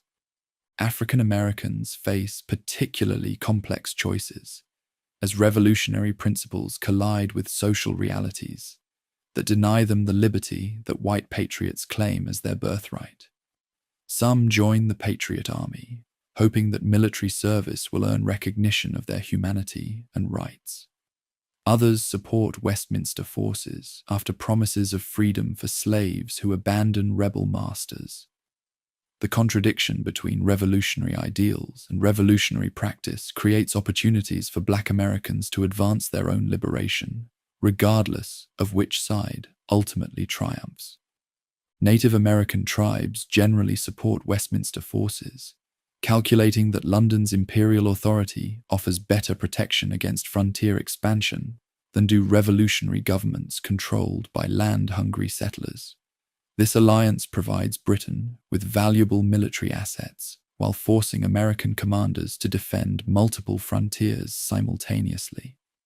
Indian raids on exposed settlements drain resources needed for the main war, while demonstrating that independence may cost more than most patriots initially imagined.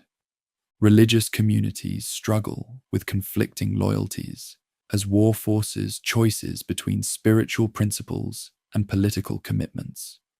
Quakers, committed to pacifism, find their communities divided between those who support the revolution through non-military contributions and those who view any assistance to war-making as violation of divine law.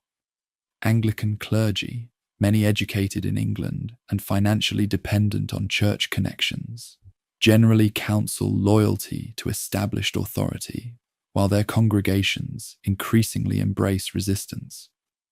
News of Trenton reaches the States during the darkest period of the war, when many Americans have concluded that independence was a noble dream that reality has shattered beyond repair. Washington's Christmas night crossing of the Delaware River in a blizzard, followed by surprise attack on Hessian forces celebrating their holiday, demonstrates that American troops retain fighting spirit despite months of defeats and retreats. The small victory yields minimal strategic advantage, but enormous psychological benefit for a cause that desperately needs evidence that ultimate triumph remains possible. Captain Alexander Hamilton's battery supports Washington's assault, while young James Monroe suffers wounds that will mark him for life. Future President and future Treasury Secretary serve together in ranks that include farmers from Pennsylvania, fishermen from Massachusetts, and mechanics from New York. The Patriot Army becomes a school for Republican citizenship, where men from different states learn to cooperate across regional boundaries while defending principles that apply to all Americans, regardless of their provincial origins.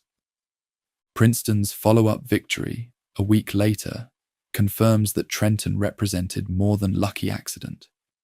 American troops again demonstrate ability to move rapidly, strike effectively, and withdraw before enemy reinforcements can arrive. General Hugh Mercer's death in the fighting reminds patriots that victory requires blood, but his sacrifice helps purchase strategic success that stabilizes New Jersey while encouraging wavering allies throughout the continent. Winter quarters at Morristown provide American troops with the first respite they have enjoyed since the campaign began, but hardships continue to test revolutionary determination. Rebel soldiers lack adequate clothing, food, and shelter, while serving a government that possesses little money and less credit. Pay arrives irregularly, if at all, forcing men to choose between patriotic duty and family responsibilities that revolution cannot suspend. Some desert to tend farms or seek civilian employment that pays wages in real currency rather than continental promises. Nathaniel Greene emerges as Washington's most trusted subordinate commander during these difficult months, demonstrating administrative skills and strategic thinking that will prove crucial in later campaigns.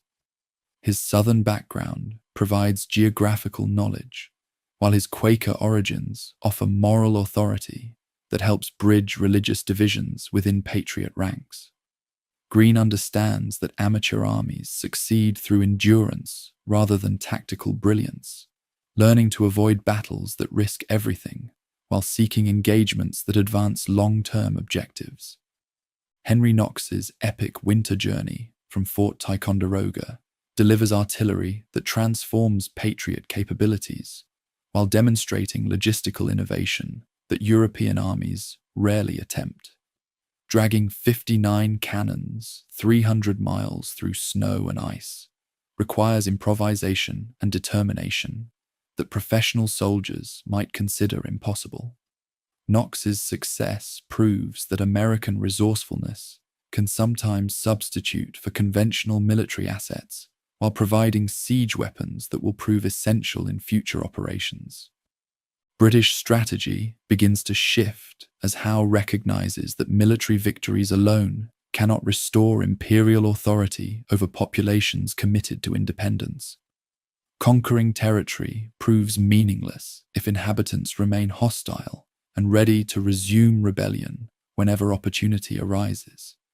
London policymakers gradually realize that suppressing American independence will require resources and commitments that exceed what domestic politics can sustain indefinitely.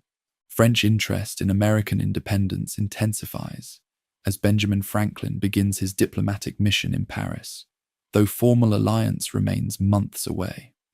Vergennes and other ministry officials calculate that American success would weaken Britain while advancing French interests, but they hesitate to commit resources to what might prove a losing cause. Secret aid flows to patriot forces through commercial channels that preserve official neutrality while testing American military potential. Valley Forge looms ahead as winter quarters where the Patriot Army will either forge itself into an effective fighting force or dissolve under pressures that have already reduced it to a barely functioning remnant of its original strength. Washington's correspondence reveals his understanding that 1778 must bring decisive changes, either foreign assistance that tilts the balance toward American success, or military improvements that allow patriot forces to compete effectively against professional enemies, or political developments that restore popular enthusiasm for independence. As 1777 draws to a close, the American Revolution hangs by threads so slender that slight changes might snap them entirely. The United States exists in law, but not yet, in fact, claimed by a Congress that governs little, and defended by an army that possesses more courage than capacity. Independence proclaimed so confidently 18 months earlier now seems like a desperate gamble that may bankrupt everyone foolish enough to stake their lives and fortunes on its success. But something fundamental has changed in American consciousness that cannot easily be reversed regardless of military outcomes. Ordinary people have discovered that they can organize effective resistance against imperial authority while maintaining civil order and economic productivity. Local communities have learned to govern themselves without external direction, while cooperating with neighbors to achieve common objectives. Most importantly, Americans have begun to imagine political possibilities that transcend inherited arrangements and create new institutions based on popular consent rather than traditional authority. Whether these revolutionary changes in human consciousness can survive military defeat remains to be seen. The Patriot Army retreats toward winter quarters that may become its graveyard, while Congress debates in exile whether to continue resistance or seek negotiated settlement. British forces control most major ports, while loyalist militia emerge throughout the countryside. By conventional measures, the rebellion appears doomed.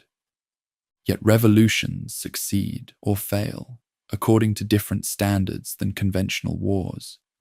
Ideas, once planted in human minds, prove remarkably difficult to eradicate through military force alone. The principles proclaimed in Philadelphia have taken root throughout American society in ways that mere defeat cannot easily undo. Independence may yet survive the winter that threatens to kill the army that defends it, preserved in the hearts and minds of people who have glimpsed possibilities that transform how they understand government, liberty, and their own place in the world. Snow begins falling at Valley Forge as Washington's ragtag host settles into winter quarters that will either temper it into a professional weapon or shatter what remains of organized resistance.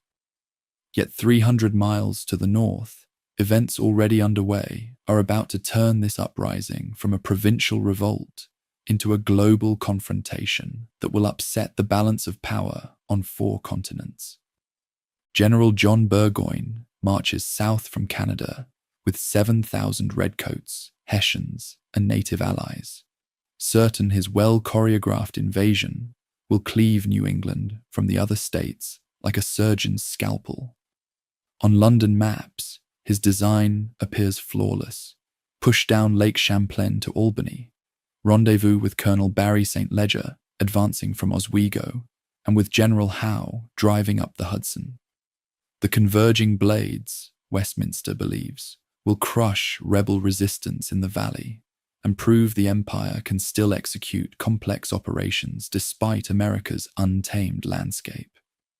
Fort Ticonderoga falls on 5 July 1777, vindicating metropolitan optimism. The stronghold snatched so dramatically by Benedict Arnold and Ethan Allen 2 years earlier capitulates almost without a shot once Royal gunners haul cannon onto Mount Defiance. General Arthur Street Clare withdraws in haste, leaving wagons of provisions that Burgoyne's column sorely needs for the wilderness trek toward Albany. The triumph, however, becomes a millstone. Chasing St. Clair eats precious weeks, and word of Ticonderoga's loss flashes through New England's alarm network, spurring farmers who might have stayed neutral to take up arms. Nothing rallies local resolve more quickly than proof that royal bayonets can stab deep into land patriots consider their birthright.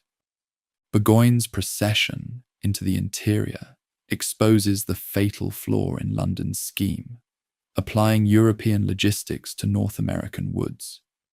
His enormous baggage train, perfectly ordinary on the continent, turns into an anchor on roads that must be hacked from forest and bridged with felled trees. Colonial axemen drop pines across the route, while local bands pepper every foraging party. 20 miles of track consume nearly a month. Settlers drive off livestock, torch grain, and leave only bare hearths for the invaders. What started as an imperial parade now resembles a desperate slog, manpower and material bleeding away faster than any musket volley could manage. General Philip Schuyler exploits the terrain brilliantly, declining set-piece battles and instead drawing Burgoyne ever deeper, while sapling-sharp militia shadow the column. Farther west, St. Leger's wing stalls at Fort Stanwix, where Colonel Peter Gansevoort refuses to surrender. The siege drags on. Relief militia under Nicholas Herkimer are ambushed at Oriskany in brutal hand-to-hand combat. Mortally wounded, Herkimer props himself against a tree, calmly issues orders, and smokes his pipe as combat rages. Enter Benedict Arnold with a handful of regulars and a talent for psychological warfare. He scatters rumors of thousands of reinforcements stalking the woods. Native auxiliaries melt away, and St. Leger's expedition collapses. South of the Hudson, Howe decides, fatally, to sail for Philadelphia instead of marching north. Burgoyne, unaware he has been abandoned, plods on. His bid to plunder supplies at Bennington crashes into John Stark's New Hampshire men, crying, "We'll beat 'em today," or Molly Stark sleeps a widow tonight. Nearly 1,000 Imperials are lost, casualties Burgoyne can ill afford. Meanwhile, at Valley Forge, Baron Friedrich von Steuben begins overhauling Washington's ranks. The flamboyant Prussian drills the men relentlessly yet respectfully, crafting discipline compatible with Republican sensibility. Officers learn to earn authority. Privates grasp the cadence of synchronized volleys. Command in the north passes from Schuyler to Horatio Gates in August, just as thousands of short-term militia stream to the colors. For once, rebel numbers surpass the professionals. Burgoyne presses on, regardless. At Freeman's Farm, on the 19th of September, his bayonets seize the field, but bleed heavily. Arnold's dash and Daniel Morgan's riflemen sting the red line repeatedly, proving American troops can trade fire with veterans in open ground. The showdown arrives at Bemis Heights on the 7th of October. Gates prefers a defensive grind, yet Arnold, riding like a fury despite having been relieved of command, leads a furious counterstroke. Simon Fraser falls to marksman Timothy Murphy's long shot. The Imperial flank buckles, and dusk finds Burgoyne reeling. 10 days later, near the hamlet of Saratoga, the beleaguered British general surrenders his entire force. The Convention Army lays down arms. Muskets, cannon, and powder change hands, along with a surge of confidence money can't buy. Dispatches race to Paris. Franklin, lounging in plain Quaker grey, needs no embellishment. Victory speaks for itself. On the 6th of February, 1778, France signs a treaty of alliance. Spain and the Dutch Republic will follow. The conflict instantly widens to the Caribbean, Gibraltar, even India, forcing Britain to defend an overstretched empire on multiple fronts. Back in Europe, Catherine the Great champions the League of Armed Neutrality, hobbling British efforts to police the seas. Meanwhile, American privateers and John Paul Jones chew at British commerce. Insurance rates skyrocket. Spring finds Steuben's newly honed battalions, leaving Valley Forge. They march in step, load by the manual, and trust the line instead of the tree. French frigates prowl the Atlantic, and Marquis de Lafayette returns with word that a fleet and an army will soon follow. The tide has turned, but shoals remain. Redcoats still hold key ports. Loyalist rangers raid the backcountry, and southern plantations have yet to feel the war's full heat. Allied courts pursue their own agendas, and American unity is forever fragile. Saratoga was the hinge. The door to victory is open, not yet secured. Independence now rides on international coalitions and a citizen soldiery tempered by hardship. The world truly has turned upside down, but it has not yet come to rest. Clinton's War Council gathered in New York through the winter of 1778, wrestling with the new reality that Saratoga had made impossible to ignore. Northern drives had bled veteran regiments white, while gaining little more than proof that New England farmers would fight like cornered wolves whenever their liberties were threatened. With France now formally aligned to the rebellion, the struggle had leapt from a colonial insurrection to a globe-spanning conflict stretching imperial resources to the breaking point. Yet surrender was unthinkable for a kingdom that measured its very identity by the reach of its empire. Out of those grim calculations emerged a last desperate throw of the dice: the Southern strategy. British intelligence insisted that loyalty to the crown ran stronger below the Potomac than it ever had in the north.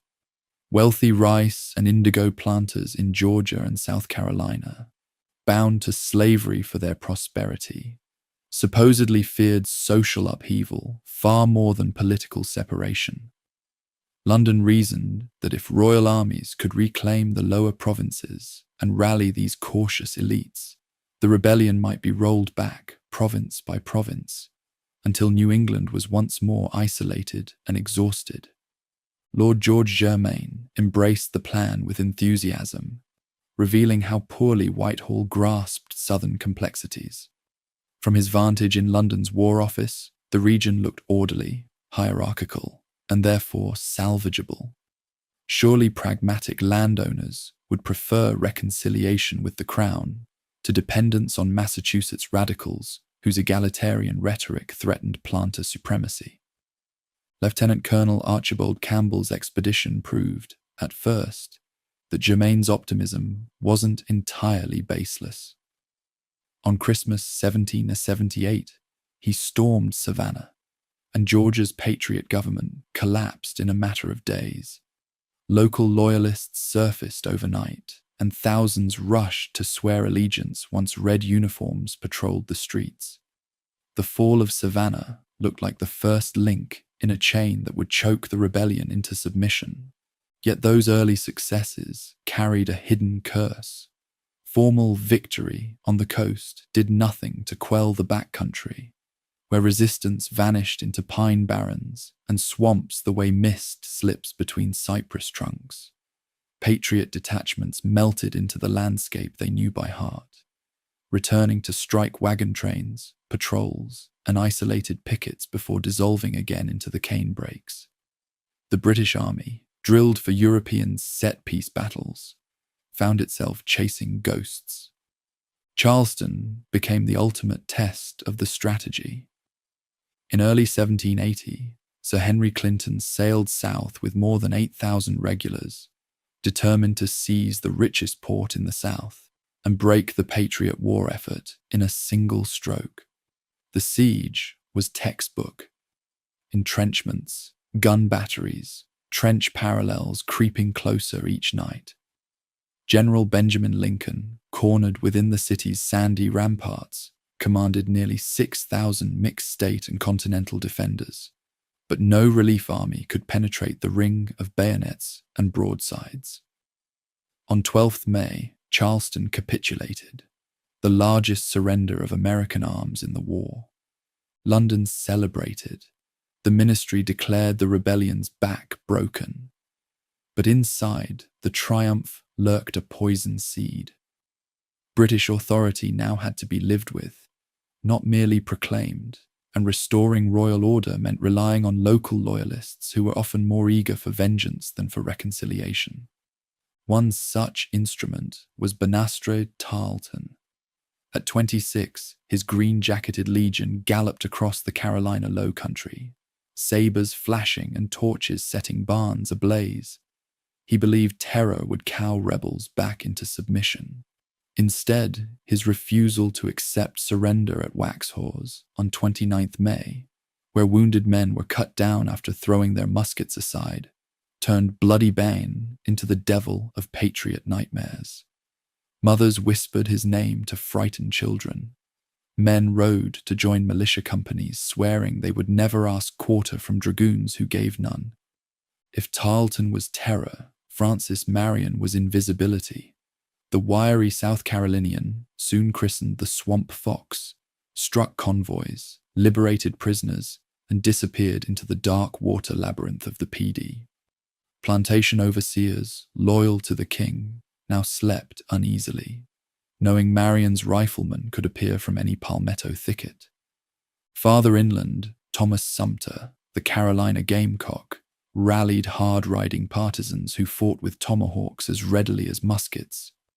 Sumter's men ambushed outposts along the Santee, then melted into the Pine Hills before British reinforcements arrived. In London's War Office, the reports blurred into a litany. Supply depot burned, courier intercepted, loyalist column wiped out, outpost abandoned.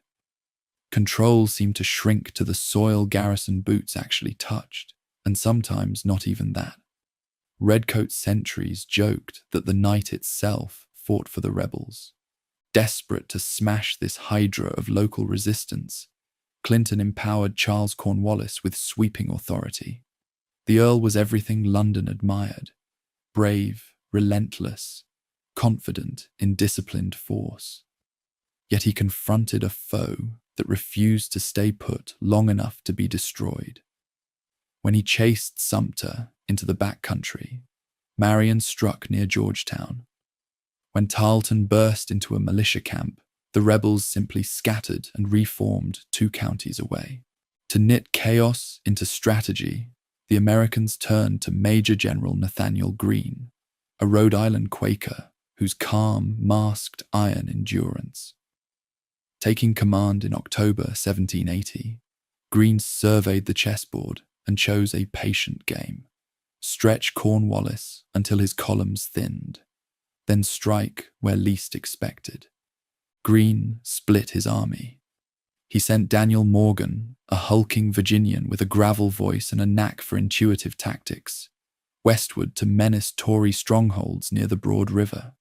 Cornwallis dispatched Tarleton to hunt him down.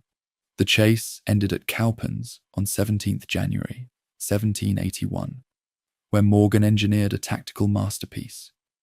Militia fired 2 deliberate volleys, feigned panic, and drew British regulars into a hollow lined with continental bayonets. When Morgan unleashed a double envelopment, Tarleton's legion shattered. London lost 900 seasoned soldiers. The American casualty list barely topped 70. Humiliated but unbowed, Cornwallis burned his baggage to move faster, vowing to corner Greene before his foe could escape across North Carolina.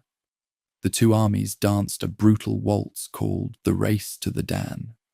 Greene's men, ragged, shoeless, fueled by scant rations, slipped across icy rivers hours ahead of pursuers. Cornwallis, deprived of supply wagons and forced to subsist off a countryside already stripped by foragers, bled men daily to disease and exhaustion. When Greene finally offered battle at Guilford Courthouse on March 15th, 1781, Cornwallis believed he'd found the decisive clash he craved. Tactically, he was right. The field belonged to the King's army when the smoke cleared. Strategically, he had purchased that ground with 1/4 of his strength. Losses Britain could ill afford 8 years into an exhausting war. Greene, though beaten, had survival in hand. "We fight, get beat, rise and fight again," he wrote Congress, and he proved it by pivoting south into South Carolina, while Cornwallis, bruised and low on supplies, angled north into Virginia seeking reinforcements. Southern loyalists, watching the King's army vanish into the distance, suffered a collective chill of doubt. With redcoats gone, they faced Marion's and Sumter's rage alone. Skirmish by skirmish, fort by fort, Greene and his partisan allies retook the interior. By summer's end, only Charleston and Savannah remained in British hands, isolated coastal islands of red in a sea of rebel green. Meanwhile, Virginia reeled from new blows. Benedict Arnold, freshly minted British brigadier after his treason at West Point, ravaged the James River in early 1781, torching tobacco warehouses and shipyards. Arnold's raid, though minor militarily, struck at patriot morale, proof that the revolution could birth traitors of the highest rank. Arnold's presence in Virginia drew the Marquis de Lafayette into a cat-and-mouse campaign north of the James. Lafayette's slender Franco-American corps ducked and dodged the combined armies of Arnold, then Cornwallis, never risking destruction, but forever spoiling British foraging. By July, Cornwallis had orders to secure a deep-water base on the Chesapeake. He chose Yorktown, fortifying its sandy bluffs with redoubts and earthworks. What he could not know, what no one in London could foresee, was that 2 independent Franco-American plans were converging on him like thunderheads. North of the Hudson, Washington and Rochambeau calculated a bold stroke: march the Allied army from New York to Virginia, mask their movement with deception, and, if the French fleet could win temporary control of the Chesapeake, trap Cornwallis on his peninsula.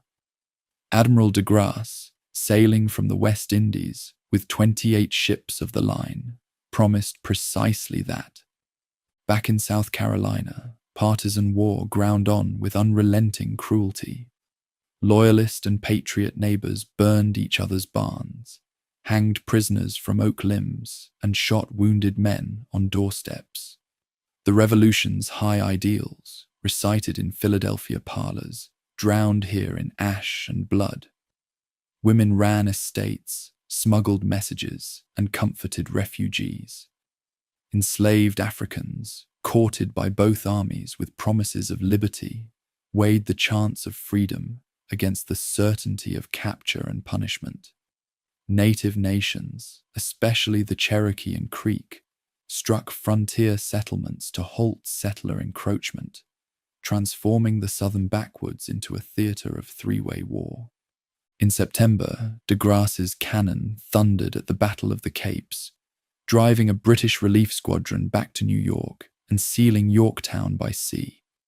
A fortnight later, Washington's and Rochambeau's columns linked with Lafayette. Hemming Cornwallis behind ramparts he suddenly realized were prison walls. For 3 weeks, Allied artillery ground Yorktown to rubble. Redoubt 9 fell to French bayonets.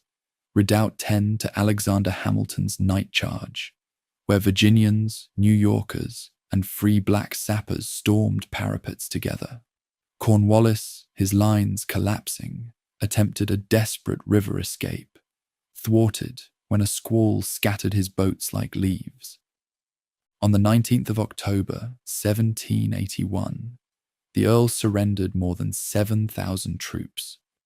British drummers beat a march called "The World Turned Upside Down," as ranks stacked muskets before lines of ragged American and immaculate French soldiers. Yorktown did not end the war at a stroke, but it broke the Southern strategy beyond repair.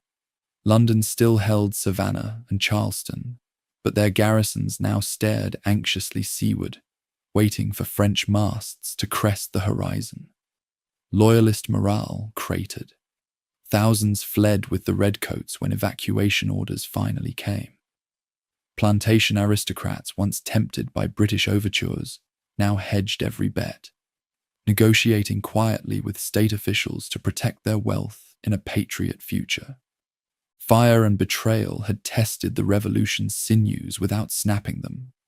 Through swamp skirmish and plantation raid, through cow pens, Kings Mountain, Guilford, and Yorktown, Americans learned that a people defending their own soil could bleed a global empire dry by refusing to break. The South lay battered, its fields scorched and its families divided. But from that crucible emerged a deeper understanding of the costs and the worth of liberty. The king's dice had rolled, rattled, and come up short. Now the United States stood on the shoreline of victory, bruised yet unbowed, ready to claim the harvest sown in sacrifice. Summer heat shimmers over Virginia's tidewater rivers as Cornwallis settles his army into Yorktown, confident that this tobacco port offers the secure base that has eluded him throughout his exhausting campaigns in the Carolinas. From here, he can threaten Patriot supply lines while maintaining communication with Clinton's forces in New York through naval routes that Westminster still controls.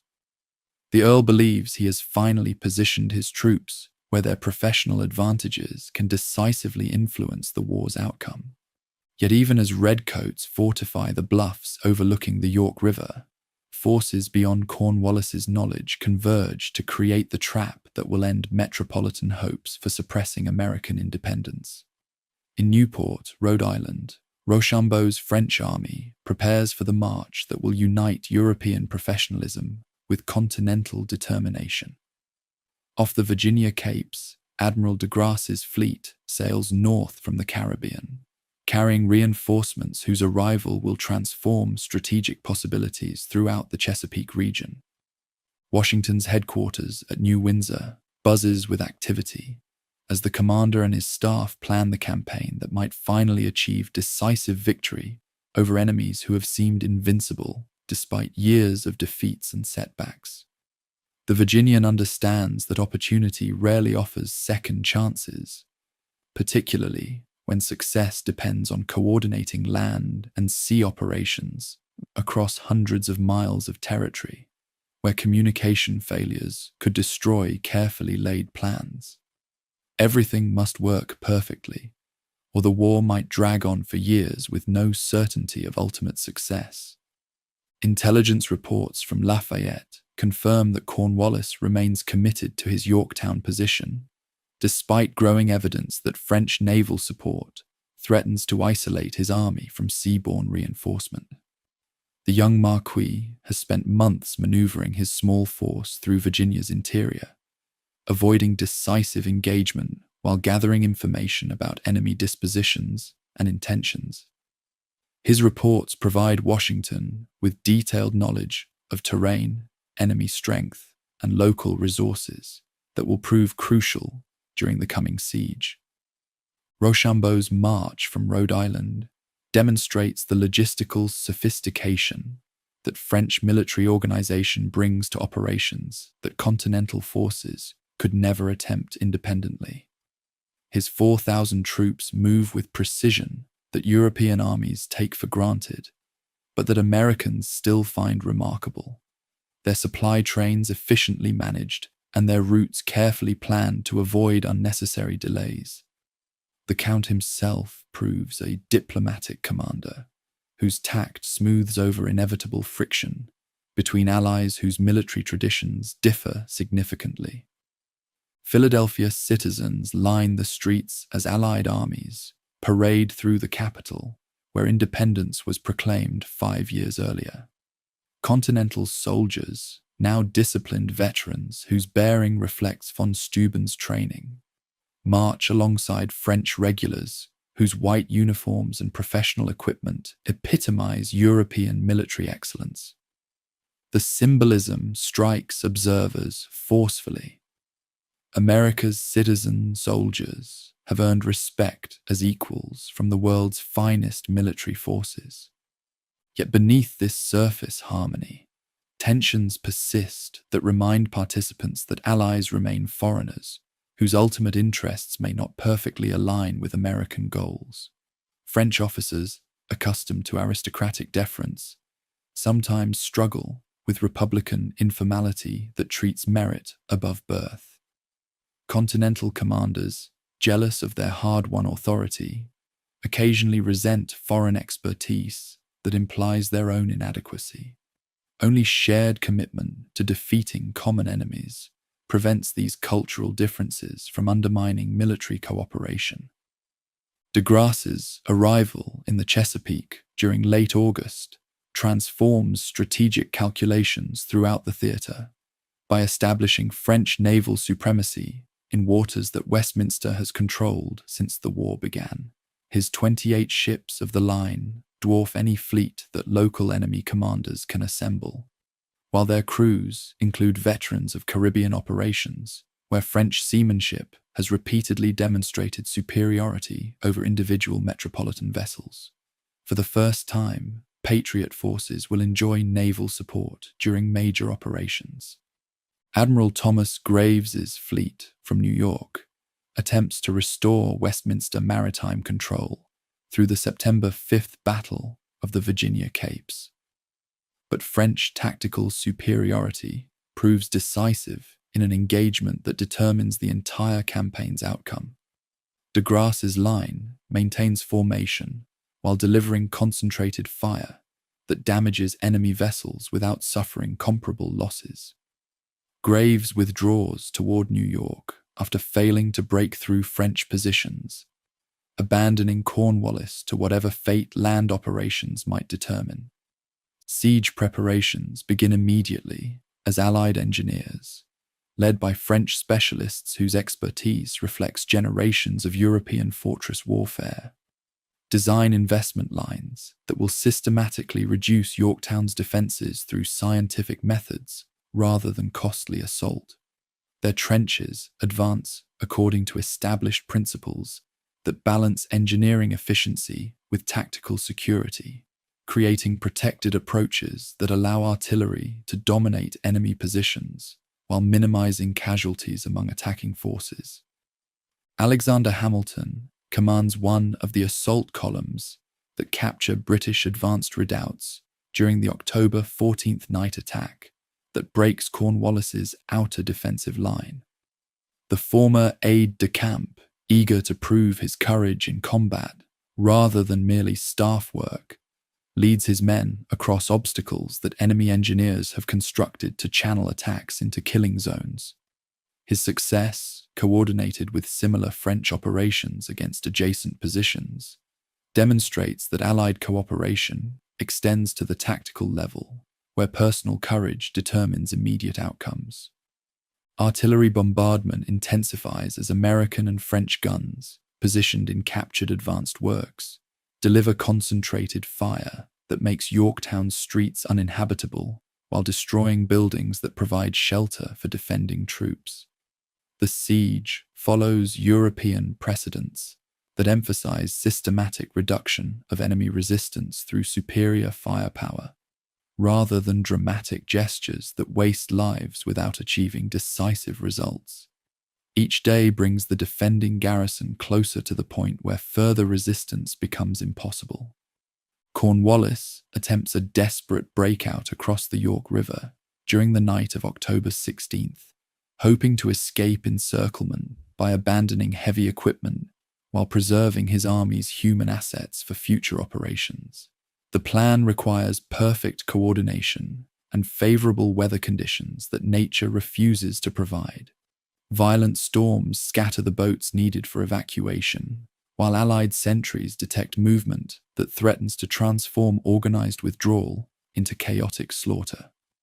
Dawn on October 17th reveals the hopelessness of Cornwallis's position as Allied artillery resumes bombardment that the garrison can no longer effectively answer. Ammunition stocks run dangerously low, while casualties mount among troops whose morale finally breaks under pressures that professional discipline can no longer contain. A single drummer boy appears on the ramparts, beating parley, while a white flag signals the Earl's readiness to discuss surrender terms that will end 4 years of Southern warfare. Negotiation proceeds with courtesy that reflects 18th century military conventions, though underlying tensions remind participants that this war has sometimes violated traditional rules governing conflict between civilized opponents.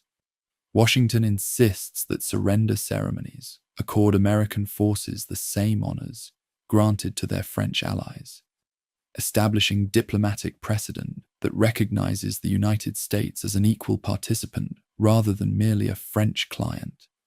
The distinction matters enormously for a nation whose international standing remains fragile despite military success. October 19th, 1781, dawns clear and cool as Allied armies form ranks for the ceremony that will eliminate Westminster's last major force south of New York, while effectively ending active combat operations throughout most of the continent. British musicians reportedly play "The World Turned Upside Down" as 7,000 redcoats and Hessians march between American and French lines to lay down arms that will no longer serve imperial authority in North America. The symbolism proves appropriate for an event that transforms global power relationships. Cornwallis pleads illness to avoid the personal humiliation of surrendering his sword to Washington, leaving this duty to General Charles O'Hara, who initially attempts to yield to Rochambeau rather than acknowledge American authority. The French commander graciously redirects him toward Washington, who designates General Benjamin Lincoln to receive the surrender in recognition of Lincoln's own humiliation at Charleston the previous year. These ceremonial details matter because they establish precedents for how the world will treat America's claims to sovereign dignity. Yorktown's aftermath demonstrates both the possibilities and limitations of Allied cooperation, as French and American commanders debate how to exploit their victory most effectively. De Grasse's immediate departure for Caribbean operations that serve French rather than continental interests illustrates how quickly alliance priorities can diverge when immediate dangers subside. Washington's proposals for coordinated assault on New York receive polite French consideration that clearly indicates minimal enthusiasm for operations that would primarily benefit American objectives. News of Cornwallis's surrender reaches London in late November, arriving at precisely the moment when Lord North's ministry faces mounting political pressure over the war's escalating costs and diminishing prospects for success. The Prime Minister reportedly receives the dispatch as he would have taken a ball in his breast, immediately recognizing that military defeat ensures political catastrophe for any government associated with failed American policy. "Oh God, it is all over," proves prophetic of both military and political consequences.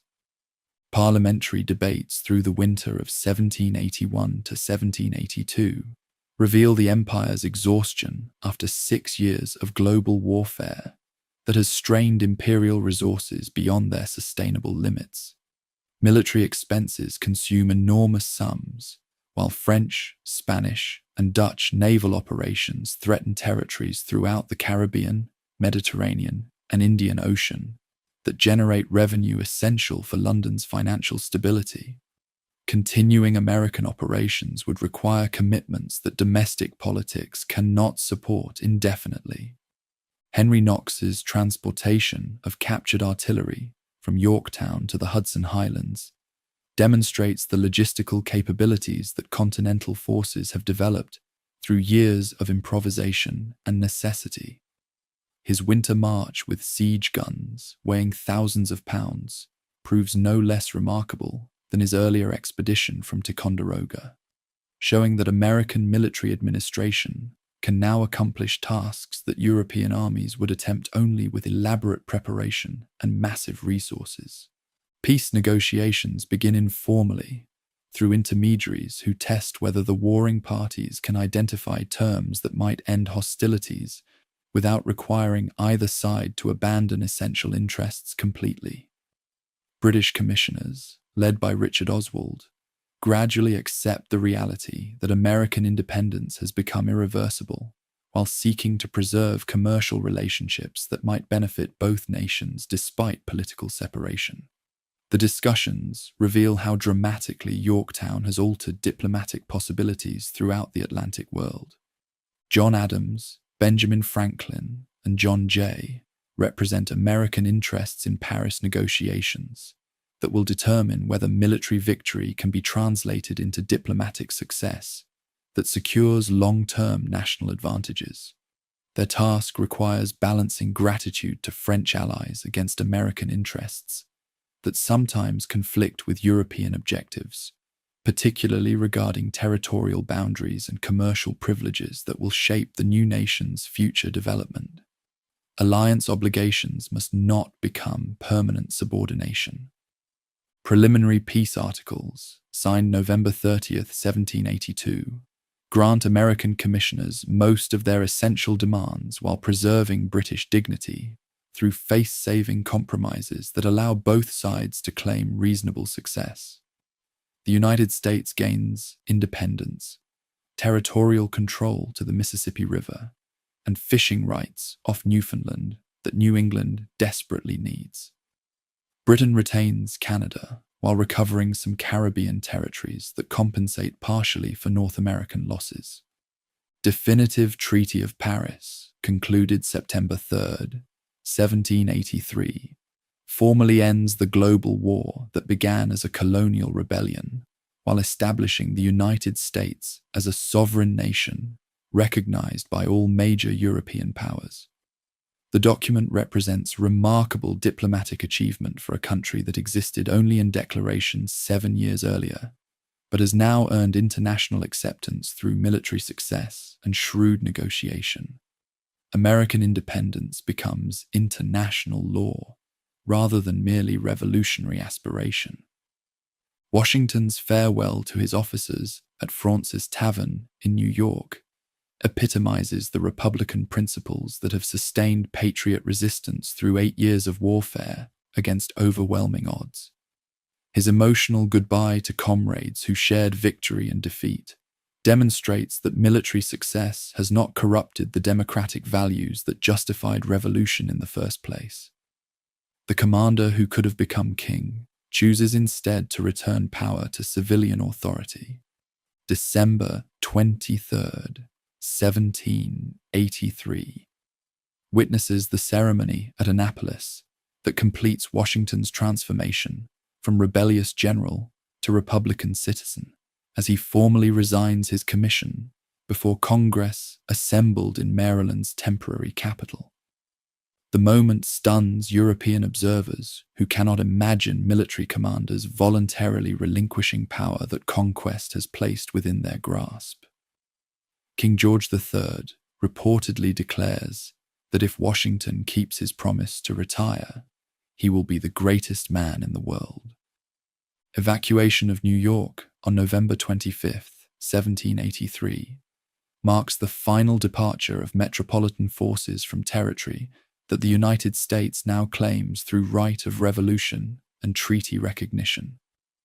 British ships carrying loyalist refugees toward uncertain futures in Canada, Caribbean islands, or Britain itself represent the human cost of political transformation that has created winners and losers whose fates will echo through generations.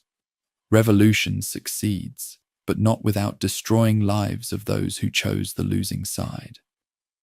Economic demobilization proves almost as challenging as military victory, as continental soldiers return to civilian pursuits in a nation whose financial structure has been shattered by years of warfare and inflation. Many veterans receive land warrants instead of cash payments, creating Western settlements that will extend American population into territories that independence has secured. Others struggle with disabilities and poverty that peacetime society often ignores despite their wartime sacrifices. State governments face enormous debts accumulated during wartime, while lacking adequate revenue sources to meet obligations that creditors increasingly demand. Continental currency has become worthless through inflation that has destroyed confidence in paper money throughout the Confederation.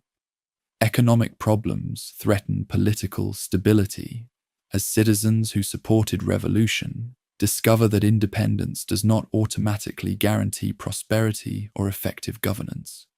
Social changes, accelerated by wartime experiences, begin reshaping American society in ways that extend far beyond immediate political transformations.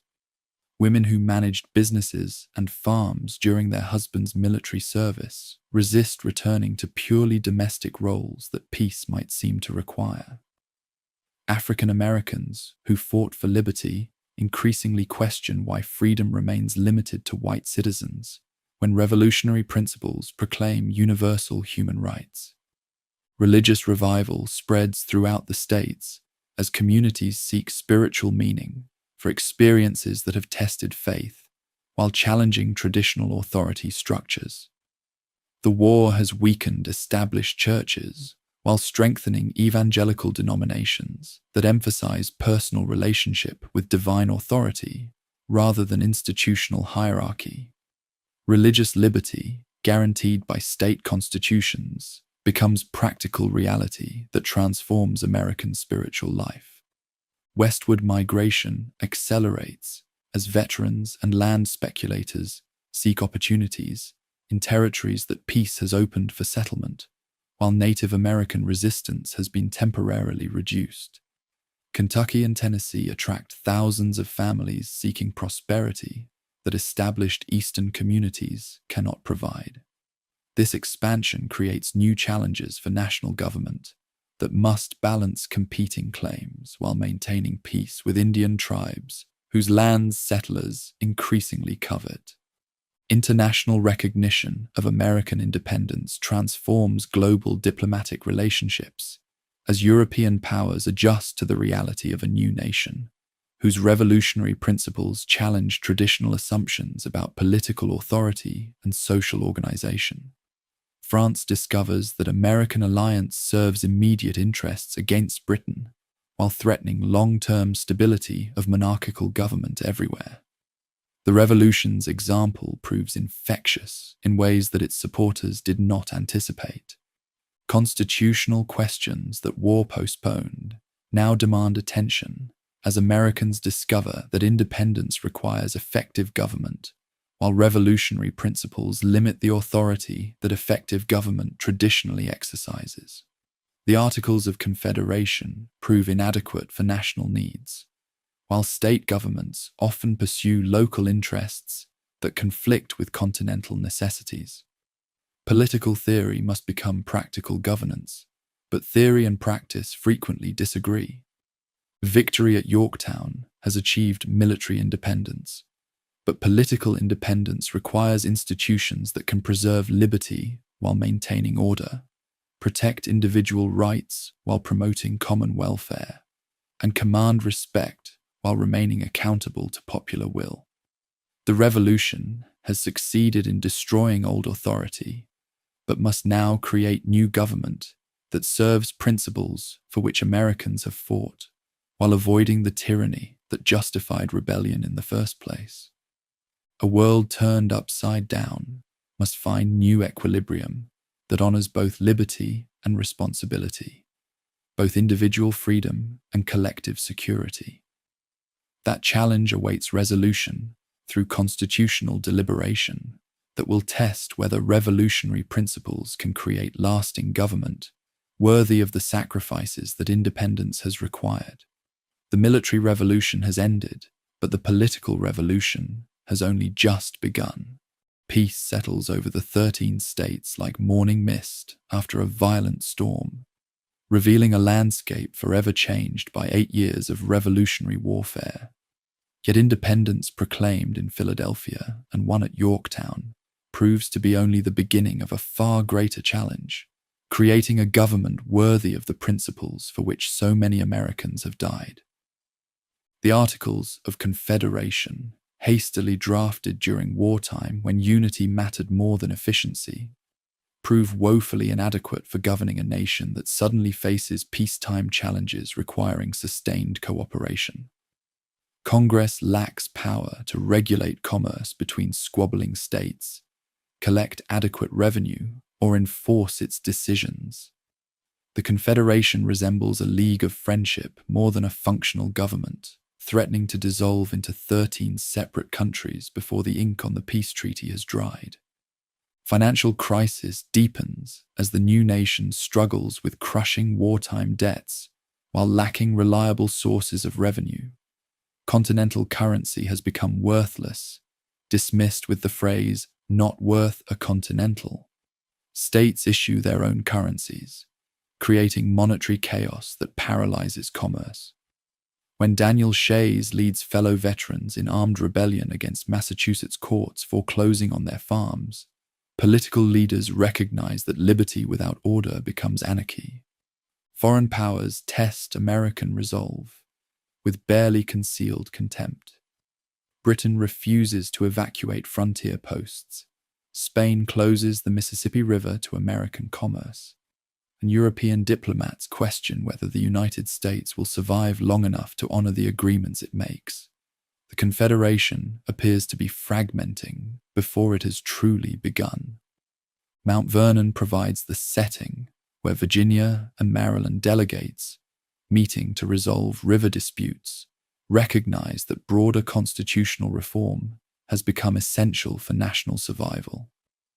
Their discussions lead to the Annapolis Convention, which attracts only 5 states, but produces Alexander Hamilton's bold call for a constitutional convention to address the fundamental problems threatening the Union. Philadelphia's State House welcomes delegates once again in the summer of 1787, this time to create rather than declare. George Washington presides with the same dignity that sustained the Revolution, while James Madison arrives with detailed plans for a stronger federal government. The convention quickly discovers that effective reform requires scrapping the Articles entirely and creating something unprecedented, a republic spanning a continent. The debates are fierce. Large states demand representation based on population, while small states insist on equality. Southern delegates count their slaves for representation, while Northern representatives question whether property can vote. The Connecticut Compromise splits the difference with a bicameral legislature, while the Three-Fifths Compromise reveals the moral contradictions that independence has failed to resolve. Ratification divides the nation between Federalists supporting the Constitution and Anti-Federalists fearing that strengthened federal authority threatens the Liberty Revolution was fought to secure. The Federalist Papers provide brilliant defenses of the new system, while Anti-Federalist demands for explicit protection of individual rights force the promise of a Bill of Rights that will limit governmental power through constitutional amendment. State by state, ratification proceeds through conventions that reveal Americans are still learning what self-government requires. When George Washington takes the presidential oath on April 30th, 1789, he completes the transformation from revolutionary resistance to constitutional government, while establishing precedents that prevent the presidency from becoming the monarchy that critics feared. The Bill of Rights, ratified in 1791, fulfills Federalist promises, while demonstrating that the Constitution remains a living document capable of peaceful improvement. As the French Revolution erupts across the Atlantic, Americans discover that their own revolution has been remarkably moderate, achieving change through constitutional methods, rather than the chaos that seems to consume their former allies. The peaceful transfer of power from Federalists to Democratic Republicans following Thomas Jefferson's election in 1800 proves that constitutional government can survive partisan conflict.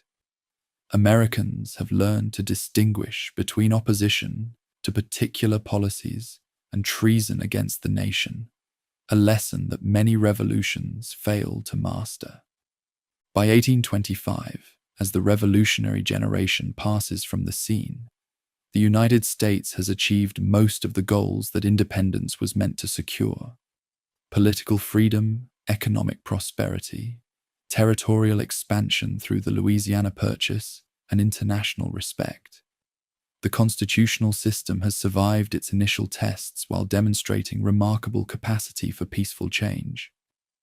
Yet challenges remain that reveal how difficult it proves to translate revolutionary ideals into perfect practice. The westward expansion that fulfills revolutionary dreams displaces Native American tribes, whose rights the founders recognized in theory, but often ignored in practice. The slavery that contradicts revolutionary principles spreads westward, creating tensions that constitutional mechanisms may prove unable to resolve peacefully. Revolutionary principles continue working their way through American society, challenging established privileges while extending liberty's benefits to groups initially excluded from full citizenship. The process proves gradual and sometimes painful, but the direction remains clear, toward greater inclusion and more complete realization of human equality. As night falls over the republic that revolution created, Americans can reflect upon achievements that have exceeded their boldest hopes, while recognizing that liberty requires constant vigilance. The revolution has ended, but its work continues through constitutional government that provides peaceful mechanisms for extending freedom's benefits while preserving the union that independence made possible. The last veterans sleep peacefully in graves scattered across a continent their courage has made free, Their legacy lives on not merely in the independence they won, but in the constitutional system they helped create. A government that derives its just powers from the consent of the governed, while protecting the unalienable rights that make human dignity possible. The American Revolution finds its true conclusion not in military victory, but in the quiet miracle of constitutional government that serves revolutionary principles while adapting to challenges the founders could never have imagined. The story ends where it began, with ordinary people making extraordinary choices about human freedom, proving that the revolutionary idea that all men are created equal can become more than just words on parchment. In this peaceful moment, the revolution's greatest victory becomes clear. Not merely independence from tyranny, but the creation of institutions that make human liberty possible for generations yet unborn.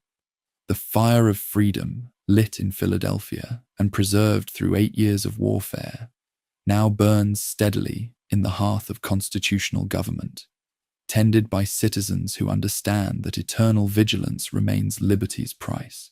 The American Revolution is complete,